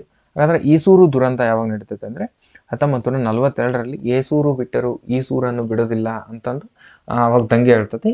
ಅದಕ್ಕೋಸ್ಕರ ಅದು 1942ರಲ್ಲಿ ಶಿವಪುರ ದಂಗೆ 1938, ಬೆಳಗಾವಿ ಕಾಂಗ್ರೆಸ್ ಅಧಿವೇಶನ 1934, ಅರಮನೆ ಸತ್ಯಾಗ್ರಹ 1947. ಓಕೆ. ನೆಕ್ಸ್ಟ್ ಕೆಳಗಿನ ಹೇಳಿಕೆಗಳನ್ನು ಪರೀಕ್ಷಿಸಿ ನೀಡಲಾದ ಸಂಕೇತಗಳಿಂದ ಸರಿಯಾದ ಉತ್ತರವನ್ನು ಆರಿಸಿ. ಕೆಳಗಿನ ಅಳವೆಗಳಲ್ಲಿ ಮ್ಯಾಂಗ್ರೋವ್ ಅರಣ್ಯವು ಕಂಡುಬರುವುದು. ಎಲ್ಲಿ ಮ್ಯಾಂಗ್ರೋವ್ ಅರಣ್ಯಗಳು ಕಂಡು ಬರ್ತವೆ ಅಂತ ಕೇಳ್ತಿದ್ದೇನೆ. ಕರ್ನಾಟಕದಲ್ಲಿ ಮಲ್ಕಿ ನದಿಯ ಹತ್ತಿರ, ಸೀತಾ ಸ್ವರ್ಣ ನದಿಗಳು, ಹಗಾರೆ ನದಿಗಳು, ಅಘನಾಶಿನಿ ಮತ್ತು ಕಾಳಿ ನದಿಗಳಲ್ಲಿ. ಈ ಕೆಳಗಿನವುಗಳಲ್ಲಿ 4 ಪ್ಲೇಸಸ್ ಕೊಟ್ಟಿದ್ದಾರೆ. ಇಲ್ಲಿ ಮ್ಯಾಂಗ್ರೋವ್ ಅರಣ್ಯಗಳು ಎಲ್ಲಿ ಕಂಡು ಬರ್ತವೆ ಅಂತಂದು ಹೇಳ್ಬೇಕು ಈಗ. ಓಕೆ. ಮಲ್ಕಿ ನದಿಯ ಹತ್ತಿರ ಕಂಡು ಬರ್ತಾ? ರೈಟ್, ಇದು ಕಂಡು ಬರುತ್ತೆ. ಸೀತಾ ನದಿಯ ಹತ್ತಿರ ಕಂಡು ಬರ್ತಾ? ಇದು ಕೂಡ ಕಂಡು ಬರುತ್ತೆ. ಹಾಗಾದ್ರೆ ಹಗಾರೆ ನದಿ ಅಂತ ಕೊಟ್ಟಿದ್ದಾರಲ್ವಾ, ಇಲ್ಲಿ ಮ್ಯಾಂಗ್ರೋವ್ ಅರಣ್ಯ ಕಂಡುಬರೋದಿಲ್ಲ. ಅಘನಾಶಿನಿ ಮತ್ತು ಕಾಳಿ ನದಿ ದಡದಲ್ಲೂ ಕೂಡ ಮ್ಯಾಂಗ್ರೋವ್ ಅರಣ್ಯ ಕಂಡುಬರ್ತದೆ. ಆ ದೃಷ್ಟಿ ನೋಡೋದಾದ್ರೆ ಆಪ್ಷನ್ 2 ರೈಟ್ ಆನ್ಸರ್. ಇದಕ್ಕೆ ಎ, ಬಿ ಮತ್ತು ಡಿ ರೈಟ್ ಆನ್ಸರ್. ಅಂದ್ರೆ ಕರ್ನಾಟಕದಲ್ಲೂ ಕೂಡ ಮ್ಯಾಂಗ್ರೋವ್ ಅರಣ್ಯ ಕಂಡು ಬರ್ತದೆ ಅಂತ ಅದು ಕೂಡ ನಿಮ್ಗೆ ಕ್ಲೂ. ನೆಕ್ಸ್ಟ್, ಸುಸ್ಥಿರ ಅರಣ್ಯ ಭೂದೃಶ್ಯದಲ್ಲಿ ಪ್ರಾರಂಭಿಕವಾದ ಬಯೋಕಾರ್ಬನ್ ಫಂಡ್ ಅನ್ನು ಇವರಿಂದ ನಿರ್ವಹಿಸಲಾಗುತ್ತದೆ. ಕ್ವಶನ್ ಅಷ್ಟೇ. ಬಯೋಕಾರ್ಬನ್ ಫಂಡ್ ಅನ್ನು ಯಾರಿಂದ ಮೇಂಟೈನ್ ಮಾಡಲಾಗ್ತದೆ ಅಂತ question. Asian Development Bank, International Monetary Fund, United Nations Environment Programme, World Bank ಅಂತ ಕೊಟ್ಟಿದ್ದಾನೆ. ಇದಕ್ಕೆ right answer World Bank. World ಬ್ಯಾಂಕಿಂದ ಬಯೋಕಾರ್ಬನ್ ಫಂಡ್ ಅನ್ನ ಕಂಟ್ರೋಲ್ ಅಂದ್ರೆ ನಿರ್ವಹಿಸ್ತಾರೆ. ಓಕೆ. ನೆಕ್ಸ್ಟ್, ಕೆಳಗಿನ ಎಷ್ಟನೇ ಅನುಚ್ಛೇದದ ನ್ಯಾಯಾಂಗಿಕ ವಿಮರ್ಶೆಯನ್ನು ಗುರುತಿಸಲಾಗುತ್ತದೆ? ಕೆಳಗಿನ ಯಾವ ಅನುಚ್ಛೇದದಲ್ಲಿ ನ್ಯಾಯಾಂಗಿಕ ವಿಮರ್ಶೆಯನ್ನು ಗುರುತಿಸಲಾಗುತ್ತದೆ ಅಂದ್ರೆ 276, 346, 136 ಅಂತ ಆಪ್ಷನ್ ಕೊಟ್ಟಿದ್ದಾನೆ. 136ನೇ ವಿಧಿಯ ಪ್ರಕಾರ ನ್ಯಾಯಾಂಗಿಕ ವಿಮರ್ಶೆಯನ್ನು ಗುರುತಿಸಲಾಗುತ್ತದೆ. ಹಾಗಾದ್ರೆ 46ನೇ ವಿಧಿಯ ಪ್ರಕಾರ SC ಮತ್ತು STಗೆ ಆರ್ಥಿಕ ವಿಶೇಷ ಕಾಳಜಿ ಕೊಡ್ತಾರೆ. ಇದರಲ್ಲಿ SC ಮತ್ತು STಗೆ ಆರ್ಥಿಕ ವಿಶೇಷ ಕಾಳಜಿ ಯಾವ್ದ್ರ ಅಂಡರ್ ಅಲ್ಲಿ ಅಂದ್ರೆ 46ನೇ ವಿಧಿ ಅಂಡರ್ ಅಲ್ಲಿ. ಓಕೆ. ನೆಕ್ಸ್ಟ್,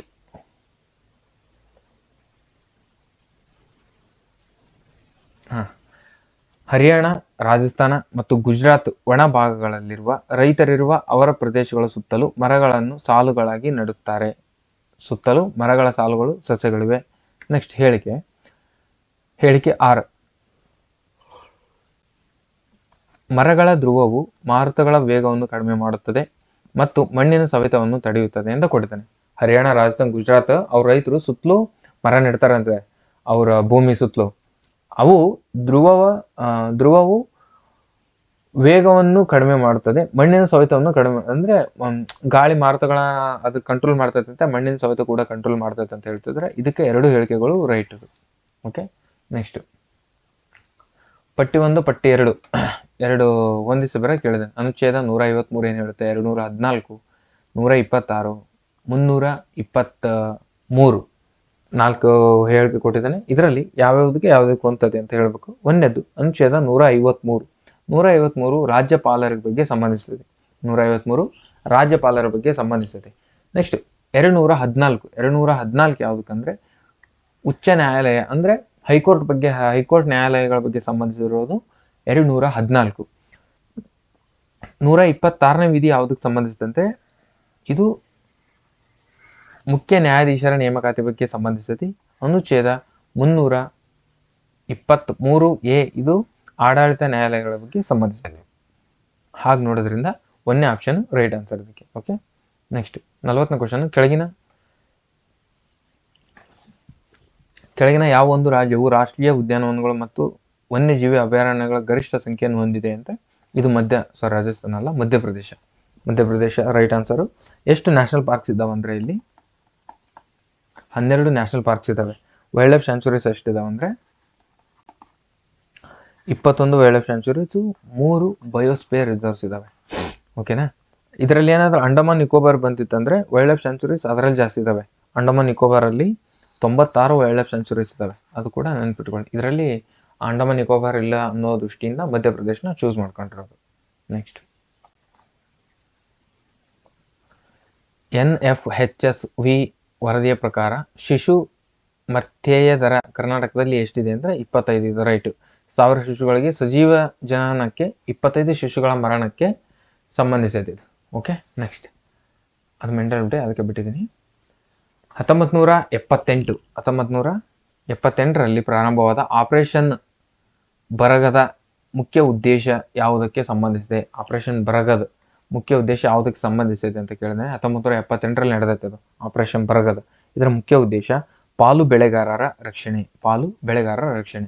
ನೆಕ್ಸ್ಟ್, ಸ್ಯಾಪ್ಲಿಂಗ್ ದೋಷಗಳಿಲ್ಲದ ಸಮೀಕ್ಷೆಗಳಲ್ಲಿನ ದೋಷಗಳನ್ನು ಏನೆಂದು ಕರೆಯಲಾಗುತ್ತದೆ? ಸ್ಯಾಪ್ಲಿಂಗ್ ದೋಷಗಳಲ್ಲದೆ ಸಮೀಕ್ಷೆಗಳಲ್ಲಿನ ದೋಷಗಳನ್ನು ಏನೆಂದು ಕರೆಯಲಾಗುತ್ತದೆ ಅಂದ್ರೆ ಸ್ಲ್ಯಾಪಿಂಗೇತರ ದೋಷಗಳು ಅಂತ ಕರೀತಾರೆ. ನೆಕ್ಸ್ಟ್, ಇವೆರಡು ಮೆಂಟಾಲಿಟಿ. ನೆಕ್ಸ್ಟ್, ಬೊಂಗೈಗಾನ್ ಯಾವ ರಾಜ್ಯದಲ್ಲಿ ಮತ್ತು ಇದು ಯಾವುದಕ್ಕೆ ಪ್ರಸಿದ್ಧವಾಗಿದೆ? ಬೊಂಗೈಗಾನ್ ಅನ್ನೋದು ಒಂದು ಪ್ಲೇಸು. ಇದು ಯಾವುದಕ್ಕೆ ಪ್ರಸಿದ್ಧ ಆಗಿದೆ, ಹಾಗೆ ಯಾವ ರಾಜ್ಯದಲ್ಲಿ ಐತೆ ಅಂತ ಕೇಳ್ತಿದ್ದಾನೆ. ಬೊಂಗೈಗಾಂಗ್, ಇದು ಅಸ್ಸಾಮಲ್ಲಿದೆ. ಬೊಂಗೈಗಾನ್ ಅನ್ನುವುದು ಇದು ಅಸ್ಸಾಮಲ್ಲಿ ಕಂಡು ಬರುವಂತಹ ಒಂದು ಪ್ಲೇಸ್ ಆಗಿದ್ದು, ಇದು ತೈಲ ಶುದ್ಧೀಕರಣಕ್ಕೆ ಸಂಬಂಧಿಸಿದೆ. ಅಸ್ಸಾಂನಲ್ಲಿ ಕಂಡು ಬರುತ್ತೆ, ಇದು ತೈಲ ಶುದ್ಧೀಕರಣಕ್ಕೆ ಸಂಬಂಧಿಸಿದೆ. ಓಕೆ, ನೆಕ್ಸ್ಟ್ ಕರ್ನಾಟಕದ ಅಕ್ಷಾಂಶಗಳ ವ್ಯತ್ಯಾಸವೇನು? ಅಕ್ಷಾಂಶ ಮತ್ತು ರೇಖಾಂಶ ಅಂತ ಬರುತ್ತೆ. ಇದನ್ನ ಜಸ್ಟ್ ಅವನು ವ್ಯತ್ಯಾಸ ಹೇಳಿದಾನೆ. ನಿಮಗೆ ಅಕ್ಷಾಂಶಗಳು ಎಲ್ಲಿಂದ ಎಲ್ಲಿ ಸ್ಟಾರ್ಟ್ ಆಗ್ತವೆ ಅಂತ ಕೂಡ ಗೊತ್ತಿರಬೇಕು. ಕರ್ನಾಟಕದ ಅಕ್ಷಾಂಶ 11 ಡಿಗ್ರಿ 31ರಿಂದ 18 ಡಿಗ್ರಿ 45, ಇದು ಅಕ್ಷಾಂಶ ಇಷ್ಟು ಕಂಡು ಬರ್ತೈತೆ ನಮ್ಮ ಕರ್ನಾಟಕದಲ್ಲಿ. ಕರ್ನಾಟಕ ಇರೋದು 11 ಡಿಗ್ರಿ 31ರಿಂದ 18 ಡಿಗ್ರಿ 45 ಅಕ್ಷಾಂಶಗಳ ಮಧ್ಯೆ ಇರುವುದು ಕರ್ನಾಟಕ. ಅದರಲ್ಲಿ ವ್ಯತ್ಯಾಸ ಕೇಳಿರೋದ್ರಿಂದ ಇದರಲ್ಲಿ ಇದ್ರಾಗ 31 45 45ರ 31 ಹೋದ್ರೆ ಎಷ್ಟಪ್ಪ? 14. ಓಕೆನಾ, 14. ನೆಕ್ಸ್ಟ್ 11ರಾಗ 18 ಹೋದ್ರೆ ಎಷ್ಟಪ್ಪ? ಅಥವಾ 18ರಾಗ 11 ಹೋದ್ರೆ ಎಷ್ಟು? 7 ಡಿಗ್ರಿ 14. 7 ಡಿಗ್ರಿ 14 ಅಂದ ಯಾವ್ದಿದೆ ಅದೇ right answer. Option C right answer. ಈಗ ವ್ಯತ್ಯಾಸ ಕೇಳಿದಾನೆ, ಕರ್ನಾಟಕ ಅಕ್ಷಾಂಶದ ವ್ಯತ್ಯಾಸ ಕೇಳಿದಾನೆ. ಎಲ್ಲಿಂದ ಎಲ್ಲಿ ಸ್ಟಾರ್ಟ್ ಆಯ್ತು ಅಂತ ನಿಮಗೆ ಎಲ್ಲಿ ಸ್ಟಾರ್ಟ್ ಆಗಿ ಎಲ್ಲಿ ಎಂಡ್ ಆಗೈತೆ ಅಂತ ನಿಮಗೆ ಗೊತ್ತಿದ್ರೆ ಇದಕ್ಕೆ ಆನ್ಸರ್ ಮಾಡಕ್ಕೆ ಬರ್ತದೆ. ಓಕೆ, ನೆಕ್ಸ್ಟ್ ಇದು ವಯಸ್ಸಿನ ಬಗ್ಗೆ ಮೆಂಟಲ್ ಬಗ್ಗೆ ಕೇಳಿದಾನೆ. ನೆಕ್ಸ್ಟ್ 2019ರಲ್ಲಿ ಲಂಟಾನ ಮತ್ತು ಯುಪೋಟೋರಿಯಂ ಕಾರ್ಯಕ್ರಮದ ಗುರಿ ಏನು ಅಂತ ಕೇಳಿದಾನೆ. 2019-20ರಲ್ಲಿ ಲಂಟಾನ ಮತ್ತು ಯುಪೋಟೋರಿಯಂನ ಇದೊಂದು ಕಳೆ. ಇದು ಓಕೆನಾ, ಇದೊಂದು ಕಳೆ. ಇದ್ರ ಬಗ್ಗೆ ಒಂದು ಸ್ಕೀಮ್ ತಂದರೆ ಅದರ ಉದ್ದೇಶ ಏನು ಅಂತ ಕೇಳ್ತಿದ್ದಾನೆ. ಓಕೆನಾ, ಲಂಟಾನ ಮತ್ತು ಯುಪೋಟೋರಿಯಂ ಇದು ಕಳೆಯಂತಹ ಹಂತವಾಗಿ ತೆಗೆದು ಹಾಕಬೇಕು, ಈ ಕಳೆನ ಹಂತವಾಗಿ ತೆಗೆದು ಹಾಕಬೇಕು ಅನ್ನೋದೇ ಇದ್ರ ಉದ್ದೇಶ ಆಗಿರ್ತದೆ. Option 3 right answer. ನೆಕ್ಸ್ಟ್ 51ನೇ ಕ್ವಶನ್, ಈ ಕೆಳಗಿನವುಗಳು ಹೇಳ್ತೀನಿ ಪರಿಗಣಿಸಿ. ಗಾಲ್ವಾನ ಕಣಿವೆಯು ಪಶ್ಚಿಮದಲ್ಲಿ ಲಡಾಖ್ ಮತ್ತು ಪೂರ್ವದಲ್ಲಿ ಅಕ್ಸಾಯ್ ಚಿಹ್ನೆಗಳ ನಡುವೆ ಇದೆ ಅಂತ ಆಪ್ಷನ್ ಕೊಟ್ಟಿದ್ದಾನೆ. ಗಾಲ್ವಾನ್ ಕಣಿವೆಯು ಪಶ್ಚಿಮದಲ್ಲಿ ಲಡಾಖ್ ಮತ್ತು ಪೂರ್ವದಲ್ಲಿ ಅಕ್ಸಾಯ್ ಕಣಿವೆ ಚಿಹ್ನೆ ಇದೆ ಅಂತ ಹೇಳ್ತಿದ್ದಾನೆ. ಇದು ಕೂಡ ರೈಟ್. ಇದು ರೈಟ್. ಇದು ಗಲ್ವಾನ್ ಕಣಿವೆ ಇಲ್ಲ ಐತೆ ಅಂದ್ರೆ ಪಶ್ಚಿಮದಾಗ ಲಡಾಖ್ ಇದೆ, ಅದಕ್ಕೆ ಪೂರ್ವದಲ್ಲಿ ಅಕ್ಸಾಯ್ ಚಿಹ್ನೆ ಇದೆ. ಇದು ರೈಟ್. ಇದು ಓಕೆನಾ, ಒಂದೇ ಆಪ್ಷನ್ ರೈಟ್. ಲಡಾಖ್ ಪ್ರಸ್ಥಭೂಮಿ ಕಾರಾಕೋರಂ ಶ್ರೇಣಿಯ ಈಶಾನ್ಯಕ್ಕಿದೆ ಅಂತ ಹೇಳ್ತೇನೆ. ಲಡಾಖ್ ಪ್ರಸ್ಥಭೂಮಿ ಕಾರಾಕೋರಂ ಶ್ರೇಣಿಯ ಈಶಾನ್ಯಕ್ಕಿಲ್ಲ. ಲಡಾಖ್ ಮಿಡ್ಲ್ ಹಿಂಗೇನು ಮ್ಯಾಪ್ ಬರುತ್ತೆ ಅಲ್ವಾ ನಮ್ಮ ಭಾರತದಲ್ಲಿ, ಹಿಂಗೆ ಲಡಾಖ್ ಹಿಂಗೆ ಬರುತ್ತೆ ಅಲ್ವಾ, ಈ ಲಡಾಖ್ ಮಿಡ್ಲ್ ಹಾದ್ಕೊಂಡು ಹೋಗೋದೇ ಕಾರಾಕೋರಂ ಶ್ರೇಣಿ. ಇದು ಈಶಾನ್ಯ, ಇದು ರಾಂಗ್. ಇದು ಓಕೆನಾ, ಬಿ ರಾಂಗ್. ಓಕೆ, ಕಾರಾಕೋರಂ ಶ್ರೇಣಿ ಪಾಕಿಸ್ತಾನ ಮತ್ತು ಚೀನಾದೊಂದಿಗೆ ಭಾರತದ ಗಡಿಯನ್ನು ರೂಪಿಸುತ್ತದೆ ಅಂತ ಕೊಟ್ಟಿದ್ದಾನೆ. ಇಲ್ಲ, ಇದು ರಾಂಗ್. ಸಾರಿ, ಇದು ರೈಟ್. ಇದು ಲಡಾಖ್ ಪ್ರಸ್ಥಭೂಮಿ ಕಾರಾಕೋರಂ ಶ್ರೇಣಿಯ ಈಶಾನ್ಯಕ್ಕಿದೆ. ಲಡಾಖ್ ಪ್ರಸ್ಥಭೂಮಿ ಕಾರಾಕೋರಂ ಶ್ರೇಣಿ ಹಿಂಗ್ ಬರುತ್ತೆ ಇದು, ಬಟ್ ಇಲ್ಲಿವರೆಗೂ ಬರಲ್ಲ, ಇಷ್ಟು ಬರುತ್ತೆ. ಇದು ಹಿಂಗೇನು ಮ್ಯಾಪ್ ಬರುತ್ತಲ್ವಾ, ಇಲ್ಲಿ ಜಮ್ಮು ಕಾಶ್ಮೀರ, ಇಲ್ಲಿ ಲಡಾಖ್ ಇಲ್ಲಿ ಬರುತ್ತಲ್ವಾ, ಕಾರಾಕೋರಂ ಶ್ರೇಣಿ ಹಿಂಗೆ ಬರುತ್ತೆ ಇಲ್ಲಿ. ಓಕೆನಾ, ಇದು ರೈಟ್. ಇದಕ್ಕೆ ಬಿ ಆಪ್ಷನ್ ರೈಟ್. ಕಾರಾಕೋರಂ ಶ್ರೇಣಿ ಪಾಕಿಸ್ತಾನ ಮತ್ತು ಚೀನಾದೊಂದಿಗೆ ಭಾರತದ ಗಡಿಯನ್ನು ಹಂಚ್ಕೊಂಡತ್ತೆ ಅಂತ ಅಲ್ಲ, ಇದು ರಾಂಗ್. ಅದು ಗಡಿಯನ್ನು ಹಂಚ್ಕೊಂಡಿಲ್ಲ. ಅದು ಹಿಂಗೆ ಮಿಡ್ಲ್ ಬರ್ತೈತಿ, ಇಲ್ಲಿ ಚೀನಾ ಬರ್ತೈತಿ, ಇಲ್ಲಿ ಪಾಕಿಸ್ತಾನ ಬರ್ತೈತಿ, ಇಲ್ಲೆಲ್ಲಿ ಹಿಂಗೆ ಬಾರ್ಡರ್ ತರ ಬಂದಿಲ್ಲ, ಅದು ಹಿಂಗೆ ಮಿಡ್ಲ್ ಬರ್ತೈತಿ ಇದು. ಓಕೆನಾ, ಅದಕ್ಕೋಸ್ಕರ ಸಿ ರಾಂಗ್ ಇದು. ಅದಕ್ಕೋಸ್ಕರ A and B right answer. ಎರಡನೇ ಆಪ್ಷನ್ ಅಷ್ಟೇ ರೈಟ್ ಇದಕ್ಕೆ.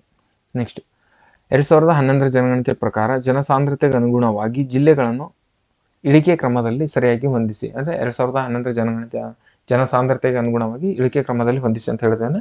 52ನೇ ಕ್ವಶನ್ಗೆ BCAD ರೈಟ್. ಅದಕ್ಕೆ BCAD ರೈಟ್. ಫಸ್ಟ್ ಯಾವ್ದು ಬರುತ್ತೆ? ಧಾರವಾಡ, ಆಮೇಲೆ ಮಂಡ್ಯ, ಆಮೇಲೆ ಶಿವಮೊಗ್ಗ, ಆಮೇಲೆ ಚಿತ್ರದುರ್ಗ. ನೆಕ್ಸ್ಟ್ 55ನೇ ಕ್ವಶನ್, ಕೆಳಗೆ ರಾಜಧಾನಿಗಳು ಕೊಟ್ಟಿದ್ದಾನೆ, ಅವನ್ನ ದಕ್ಷಿಣೋತ್ತರವಾಗಿ ಕ್ರಮಾನುಗತಿಯಲ್ಲಿ ಹೊಂದಿಸ್ರಿ ಅಂತ ಹೇಳಿದ್ದಾನೆ. ದಕ್ಷಿಣೋತ್ತರವಾಗಿ. ಓಕೆನಾ, ನಾವೀಗ ಫಸ್ಟ್ ಇವು ಎಲ್ಲೆಲ್ಲಿ ಇದಾವೆ ಅಂತ ಗೊತ್ತಿದ್ರೆ ನಿಮಗೆ ಆರ್ಡರ್ ಕರೆಕ್ಟಾಗಿ ಹೊಂದಿಸ್ಬೋದು. ಓಕೆನಾ, ಇದಕ್ಕೆ ರೈಟ್ ಆನ್ಸರ್ ಏನಂದ್ರೆ ಆಪ್ಷನ್ ಬಿ ರೈಟ್ ಇದಕ್ಕೆ. ಓಕೆ, ಐಜ್ವಾಲ್, ಇಂಪಾಲ್, ಶಿಲ್ಲಾಂಗ್ ಮತ್ತು ಈಟಾನಗರ.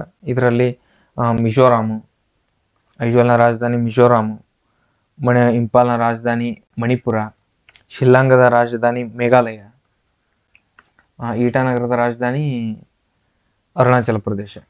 ಇವಾಗ ನಿಮಗೆ ಸರಿ ಹೊಂದಿಸ್ಬೋದು. ಓಕೆನಾ, ಮ್ಯಾಪ್ ಅದು ಈಶಾನ್ಯ ರಾಜ್ಯಗಳು ಹಿಂಗೆ ಕಂಡು ಬರ್ತಾವಲ್ಲ, ಅಲ್ಲಿ ಅದರ ಆ ಬೇಸ್ ಮೇಲೆ ಕೇಳಿದೆ ಕ್ವಶನ್. ನೆಕ್ಸ್ಟ್ ಕರ್ನಾಟಕ ಮಾಹಿತಿ ತಂತ್ರಜ್ಞಾನ ನೀತಿ 2020-25ರ ವಿಶಿಷ್ಟ ಪ್ರೋತ್ಸಾಹಗಳನ್ನು ಈ ಕೆಳಗಿನ ಯಾವ ಕ್ಷೇತ್ರಕ್ಕೆ ನೀಡುತ್ತಾರೆ ಅಂತ ಕೇಳಿದಾನೆ. ಕರ್ನಾಟಕದಲ್ಲಿ ಮಾಹಿತಿ ತಂತ್ರಜ್ಞಾನ ನೀತಿ 2020-25ರಂತೆ ವಿಶಿಷ್ಟ ಪ್ರೋತ್ಸಾಹಗಳನ್ನು ಈ ಕೆಳಗಿನ ಯಾವ ಕ್ಷೇತ್ರಕ್ಕೆ ನೀಡುತ್ತಾರೆ ಅಂದರೆ, ಕರ್ನಾಟಕದಾದ್ಯಂತ 2 ಮತ್ತು 3ನೇ ಹಂತದ ನಗರಗಳಲ್ಲಿನ ಹೊಸ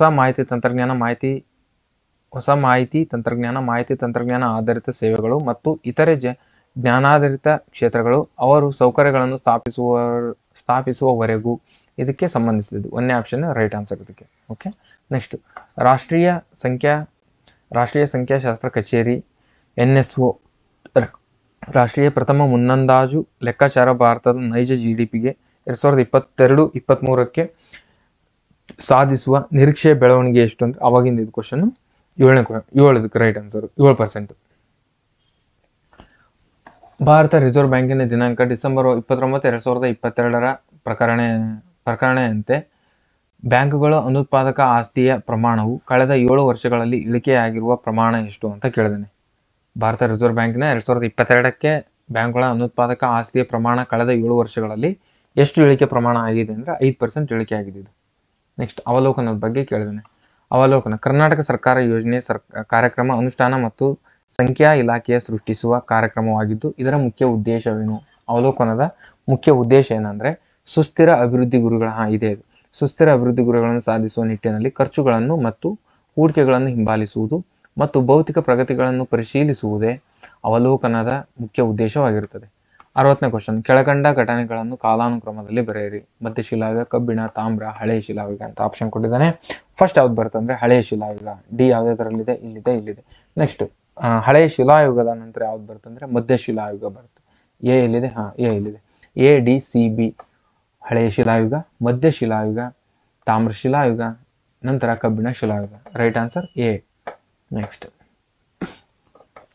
61ನೇ ಕ್ವಶನ್, 61ನೇ ಕ್ವಶನ್, ನದಿಗಳು ಮತ್ತು ಉಪನದಿಗಳು ಕೊಟ್ಟಿದ್ದಾನೆ. ನೇತ್ರಾವತಿ, ಉತ್ತರ ಪಿನಾಕಿನಿ, ಕಾಳಿ, ತುಂಗಭದ್ರಾ ನದಿ ಎಲ್ಲರಿಗೂ ಗೊತ್ತು, ವೇದಾವತಿ. ಓಕೆನಾ? D2 ಎಲ್ಲೈತಪ್ಪ? ಇಲ್ಲೈತಿ. ಅದಕ್ಕೆ ನಿಮ್ಗೆ ಮ್ಯಾಕ್ಸಿಮಮ್ ಗೊತ್ತಿರೋ ಹುಡುಗರದು ಇದು ಗೊತ್ತಿರುತ್ತೆ ಅಂತಂದು ಅವನು ಹಂಗೆ ಮಾಡಿರ್ತಾನೆ. ಓಕೆ, ನೆಕ್ಸ್ಟ್ ಏನು ಕೊಟ್ಟಿದ್ದಾನೆ? ಉತ್ತರ ಪಿನಾಕಿನಿ ಕೊಟ್ಟಿದ್ದಾನೆ, ಕಾಳಿ ಕೊಟ್ಟಿದ್ದಾನೆ, ತುಂಗಭದ್ರಾ ಕೊಟ್ಟಿದ್ದಾನೆ. ಈಗ ನೇತ್ರಾವತಿ ನದಿಯ ಉಪನದಿ ಯಾವುದು ಅಂತಂದ್ರೆ ಕುಮಾರಧಾರ. ನೇತ್ರಾವತಿ ನದಿಯ ಉಪನದಿ ಕುಮಾರಧಾರ. 3 ಇಲ್ಲಿದೆ ಅಂದ್ರೆ ಇವೆರಡು ಆಪ್ಷನ್ ಡನ್. ಡಮಾರ್ ತೆಗೆದ್ಬಿಡೋದು ಅವನು. ಓಕೆ, ನೆಕ್ಸ್ಟ್ ಇದು ಕೂಡ ಇಲ್ಲಿ ಕೊಟ್ಟಿದ್ದಾನೆ. ಇದು ಗೊತ್ತಿಲ್ಲ ಅಂದ್ರೆ ನಿಮ್ಗೆ ಗೊತ್ತಾಗ್ತದೆ. 2ರಲ್ಲಿ 4 ಕೊಟ್ಟಿದ್ದಾನೆ ನೋಡ್ರಿ. ಉತ್ತರ ಪಿನಾಕಿನಿಯ ಚಿತ್ರಾವಳಿ ನದಿ ಉತ್ತರ ಪಿನಾಕಿನಿಯ ಉಪನದಿ. ಅದು 4ನೇ ಅಂತ ಅವರೇ ಕೊಟ್ಬಿಟ್ಟಾನೆ. ನೆಕ್ಸ್ಟ್ ಕಾಳಿ ನದಿ ಯಾವ ನದಿಯ ಉಪನದಿ ಅನ್ನೋದ ನಿಮಗೆ ಗೊತ್ತಿದ್ರೆ ಇದಕ್ಕೆ ರೈಟ್ ಆನ್ಸರ್ ನಿಮಗೆ ಗೊತ್ತಾದಂಗೆ. ಓಕೆನಾ? ಕಾಳಿ ನದಿ ಪಂಡ್ರಿ ನದಿ ಕಾಳಿ ನದಿಯ ಉಪನದಿ ಆಗಿರೋದ್ರಿಂದ ಇದಕ್ಕೆ ರೈಟ್ ಆನ್ಸರ್ 4th ಒಂದು ರೈಟ್ ಆನ್ಸರ್. ಓಕೆ, ನೆಕ್ಸ್ಟ್ ಹುಲ್ಲುಗಾವಲುಗಳ ಬಗ್ಗೆ ಯಾವಾಗಲೂ ಕ್ವಶನ್ ಕೇಳ್ತಾನೆ ನೋಡ್ರಿ. ಹುಲ್ಲುಗಾವಲುಗಳು ಮರಗಳು ಪರಿಸರ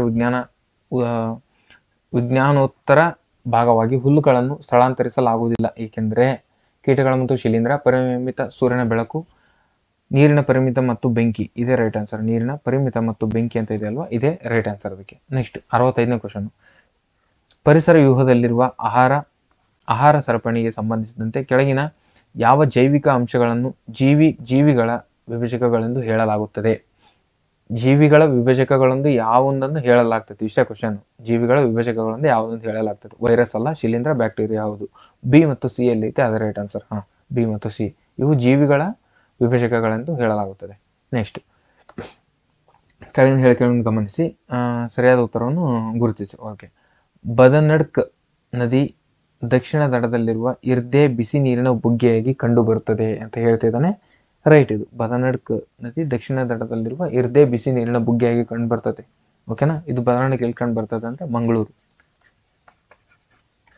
ಹತ್ರ ಕಂಡು ಬರುತ್ತೆ. ಓಕೆ, ಭಾರತದ ಭೂ ವೈಜ್ಞಾನಿಕ ಸಮೀಕ್ಷೆಯಲ್ಲಿನ ಥಾಮಸ್ ಓಲ್ಡ್ಹ್ಯಾಮ್ ರವರು ಇದನ್ನು ಮೊದಲ ಬಾರಿಗೆ ವರದಿ ಮಾಡಿದ್ದಾರೆ ಅಂತ ಹೇಳ್ತಾನೆ. ಇದು ಕೂಡ right. A and B right ಅಂದ್ರೆ ಎ ಅಂಡ್ ಬಿ ರೈಟ್ ಅಷ್ಟೇ ಇರೋದಲ್ಲಿ. ಸಿ ಡಿ ಹಂಗೆ ಕನ್ಫ್ಯೂಸ್ ಮಾಡೋಕ್ಕಿಲ್ಲ, ಮುಂದೆ ಓದಕ್ಕೂ ಹೋಗಬಾರ್ದು. ಇಲ್ಲಿ ಮಂಗಳೂರು ಅಂತ ನಿಮ್ಗೆ ಕನ್ಫರ್ಮ್ ಆಗಿ ಗೊತ್ತಾಗ್ಬಿಟ್ಟಲೆ ಇದು ಉತ್ತರ ಕನ್ನಡ ಅಂತ ಕೊಟ್ಟರೆ ಇದು ಸಿ ಹೋಯ್ತಂತ. ಸಿ ಎಲ್ಲೆಲ್ಲೈತಿ? ಹೋಯ್ತು. ಸಿ ಹೋಯ್ತು. ಓಕೆನಾ? ಅಷ್ಟೇ. ನೆಕ್ಸ್ಟ್ 66ನೇ ಕ್ವಶನ್, ಕೆಳಗಿನ ಯಾವುದು ದ್ಯುತಿ ಸಂಶ್ಲೇಷಣೆಯಲ್ಲಿ ಒಳಗೊಳ್ಳುವ ಪ್ರಕ್ರಿಯೆಯಾಗಿದೆ? ದ್ಯುತಿ ಸಂಶ್ಲೇಷಣೆಯಲ್ಲಿ ಒಳಗೊಳ್ಳುವ ಪ್ರಕ್ರಿಯೆ ಯಾವುದಂದ್ರೆ ಮುಕ್ತ ಶಕ್ತಿಯನ್ನು ವಿಭವ ಶಕ್ತಿ ಮತ್ತು ಸಂಗ್ರಹಿತಗೊಳಗೆ ಪರಿವರ್ತಿಸುತ್ತದೆ ಅಂತ ಏನು ಸೆಕೆಂಡ್ ಆಪ್ಷನ್ ಇದೆ ಅಲ್ವಾ, ಇದೇ ದ್ಯುತಿ ಸಂಶ್ಲೇಷಣೆ ಒಳಗೊಳ್ಳುವ ಪ್ರಕ್ರಿಯೆ ಆಗಿರ್ತದೆ. ನೆಕ್ಸ್ಟ್ ಮಾನವ ಸಂಪನ್ಮೂಲ ಚಟುವಟಿಕೆಗಳು ಸೇರಿವೆ. ಮಾನವ ಸಂಪನ್ಮೂಲ ಚಟುವಟಿಕೆಗಳು, ನೇಮಕಾತಿ, ಆಯ್ಕೆ, ಮಾನವ ಶಕ್ತಿ ಯೋಜನೆ ಅಂತ ಹೇಳಿದ್ರೆ ಮೇಲಿನ ಎಲ್ಲ ಹೇಳಿಕೆಗಳು ಕೂಡ ಮಾನವನ ಸಂಪನ್ಮೂಲ ಚಟುವಟಿಕೆಗೆ ಸಂಬಂಧಿಸಿವೆ. 67ನೇ question, carbon dioxide, nitrogen dioxide, sulphur dioxide ಈ ಮೇಲಿನ ಯಾವುವು ಉಷ್ಣ ವಿದ್ಯುತ್ ಸ್ಥಾವರಗಳ ಕಲ್ಲಿದ್ದಲು ದಹನದಿಂದ ಉತ್ಸರ್ಜನೆಗೊಳ್ಳುತ್ತವೆ ಅಂತ ಕೊಡ್ತಾನೆ. ಉಷ್ಣ ವಿದ್ಯುತ್ ಸ್ಥಾವರ ಕಲ್ಲಿದ್ದಲು ದಹನದಿಂದ ಯಾವುವು ಬರ್ತವೆ ಅಂತ ಕೇಳ್ತಾ ಇದ್ದಾನೆ. ಕಾರ್ಬನ್ ಡೈಆಕ್ಸೈಡ್ ಬರುತ್ತೋ, ನೈಟ್ರೋಜನ್ ಡೈಆಕ್ಸೈಡ್ ಬರುತ್ತೋ ಅಥವಾ ಸಲ್ಫರ್ ಡೈಆಕ್ಸೈಡ್ ಬರುತ್ತೋ ಅಂದ್ರೆ ಇವು ಮೂರುಗಳು ಕೂಡ ಕಲ್ಲಿದ್ದಲು ದಹನದಿಂದ ಕಂಡು ಬರ್ತದೆ, ರಿಲೀಸ್ ಆಗ್ತದೆ. Okay, consider the following: carbon dioxide, oxides of nitrogen, oxides of sulfur. Which of the following is the emission from coal combustion thermal power plants ಅಂತ ಕೇಳಿದಾನೆ. ಇದಕ್ಕೆ 3 ಹೇಳಿಕೆಗಳು ಕೂಡ ರೈಟ್ ಆಗಿರ್ತದೆ. ನೆಕ್ಸ್ಟ್, ಭಾರತದ ಅಟಾರ್ನಿ ಜನರಲ್ ಆಗಿ ಸರ್ವೋಚ್ಚ ನ್ಯಾಯಾಲಯದ ನ್ಯಾಯಾಧೀಶರನ್ನು ನೇಮಕೊಳ್ಳಲು ವ್ಯಕ್ತಿಯರು ಸರ್ವೋಚ್ಚ ನ್ಯಾಯಾಲಯದ ನ್ಯಾಯಾಧೀಶರನ್ನ ಯಾರು ನೇಮಕ ಮಾಡ್ತಾರೆ ಅಂತ ಹೇಳಿದ್ರೆ ಅಷ್ಟೇ ರಾಷ್ಟ್ರಪತಿ, ಎಲ್ರಿಗೂ ಗೊತ್ತಿರುತ್ತೆ. ನೆಕ್ಸ್ಟ್, 16 ಸಬ್ ಕ್ಲಾಸ್ 4A ಅನ್ನು ಯಾವ ತಿದ್ದುಪಡಿಯ ಮೂಲಕ ಸೇರಿಸಲಾಯಿತು? 16 ಸಬ್ ಕ್ಲಾಸ್ 4A ಅಂದ್ರೆ 103 ಇರಬೇಕು. 103 ಇಲ್ವಾ? 16 ಸಬ್ ಕ್ಲಾಸ್ 4A 16 ಸಬ್ ಕ್ಲಾಸ್ 4A 90 97 77 ಇರ್ಬೇಕು ತಡ್ರಿ. 16 ಸಬ್ ಕ್ಲಾಸ್ 4A ಇದು 77ನೇ ತಿದ್ದುಪಡಿ ಮಾಡ್ತಾರೆ. ಯಾಕಂದ್ರೆ 16 ಸಬ್ ಕ್ಲಾಸ್ 4A ಯಾಕೆ ಬರುತ್ತೆ ಅಂದ್ರೆ ಇದು ರಿಸರ್ವೇಶನ್ ಬಗ್ಗೆ ಹೇಳುತ್ತೆ. ಇದು ಗ್ರೂಪ್ ಬಿ ಓದ್ತಿರಲ್ವಾ, ಇದರಲ್ಲಿ ಓದ್ತಿರ ನೋಡ್ರಿ. ಗ್ರೂಪ್ ಬಿ ಓದ್ತಿರಲ್ವಾ, ಅದರಲ್ಲಿ ಹಿಂದುಳಿದ ವರ್ಗಗಳ ಇಲಾಖೆ ಓದ್ತಿರಲ್ಲ, ಅದರಲ್ಲಿ ಕಂಡು ಬರುತ್ತೆ. ಇದು ರಿಸರ್ವೇಶನ್ ಬಗ್ಗೆ ಹೇಳುತ್ತೆ. ರಿಸರ್ವೇಶನ್ ಬಗ್ಗೆ ಹೇಳೋದು 16 ಸಬ್ ಕ್ಲಾಸ್ 4A. ಇದ್ರ ಮೂಲಕ SC ಮತ್ತು ST ಜನಾಂಗದವ್ರಿಗೆ ರಿಸರ್ವೇಶನ್ ಕೊಡಬೇಕು ಅಂತ ಹೇಳೋದು 16 ಸಬ್ ಕ್ಲಾಸ್ 4A. ಆಮೇಲೆ ನೆಕ್ಸ್ಟ್ ಇನ್ನೊಂದು ತಿದ್ದುಪಡಿ ಆಗ್ತೈತಿ, 82ರಲ್ಲಿ ಒಂದು ತಿದ್ದುಪಡಿ ಆಗ್ತೈತಿ, ಅದು ಬಡ್ತಿಯಲ್ಲಿ ರಿಸರ್ವೇಶನ್ ಕೊಡಬೇಕು ಅಂತಂದು. ಆ ರೀತಿ ಇದರಲ್ಲಿ 3 ತಿದ್ದುಪಡಿ ಆಗ್ತವೆ. ಆಮೇಲೆ ಇನ್ನೊಂದು ತಿದ್ದುಪಡಿ ಆಗ್ತೈತೆ, ಅದಕ್ಕೆ ಬ್ಯಾಕ್ಲಾಗ್ಸ್ ಅಲ್ಲಿ ಅವ್ರಿಗೆ ರಿಸರ್ವೇಶನ್ ಕೊಡಬೇಕು ಅಂತಂದು ಇಷ್ಟು ತಿದ್ದುಪಡಿ ಆಗ್ತವೆ. ಜಸ್ಟ್ 16 ಸಬ್ ಕ್ಲಾಸ್ 6 ಅಂತ ಬಂದ್ರೆ, 15 ಸಬ್ ಕ್ಲಾಸ್ 6 ಅಂತ ಬಂದ್ರೆ ಇದು 103ನೇ ತಿದ್ದುಪಡಿ. ಸಬ್ ಕ್ಲಾಸ್ 4 ಅಲ್ಲ, 6 ಬಂದ್ರೆ ಅದು 103ನೇ ತಿದ್ದುಪಡಿ. ಓಕೆನಾ? ನೆಕ್ಸ್ಟ್,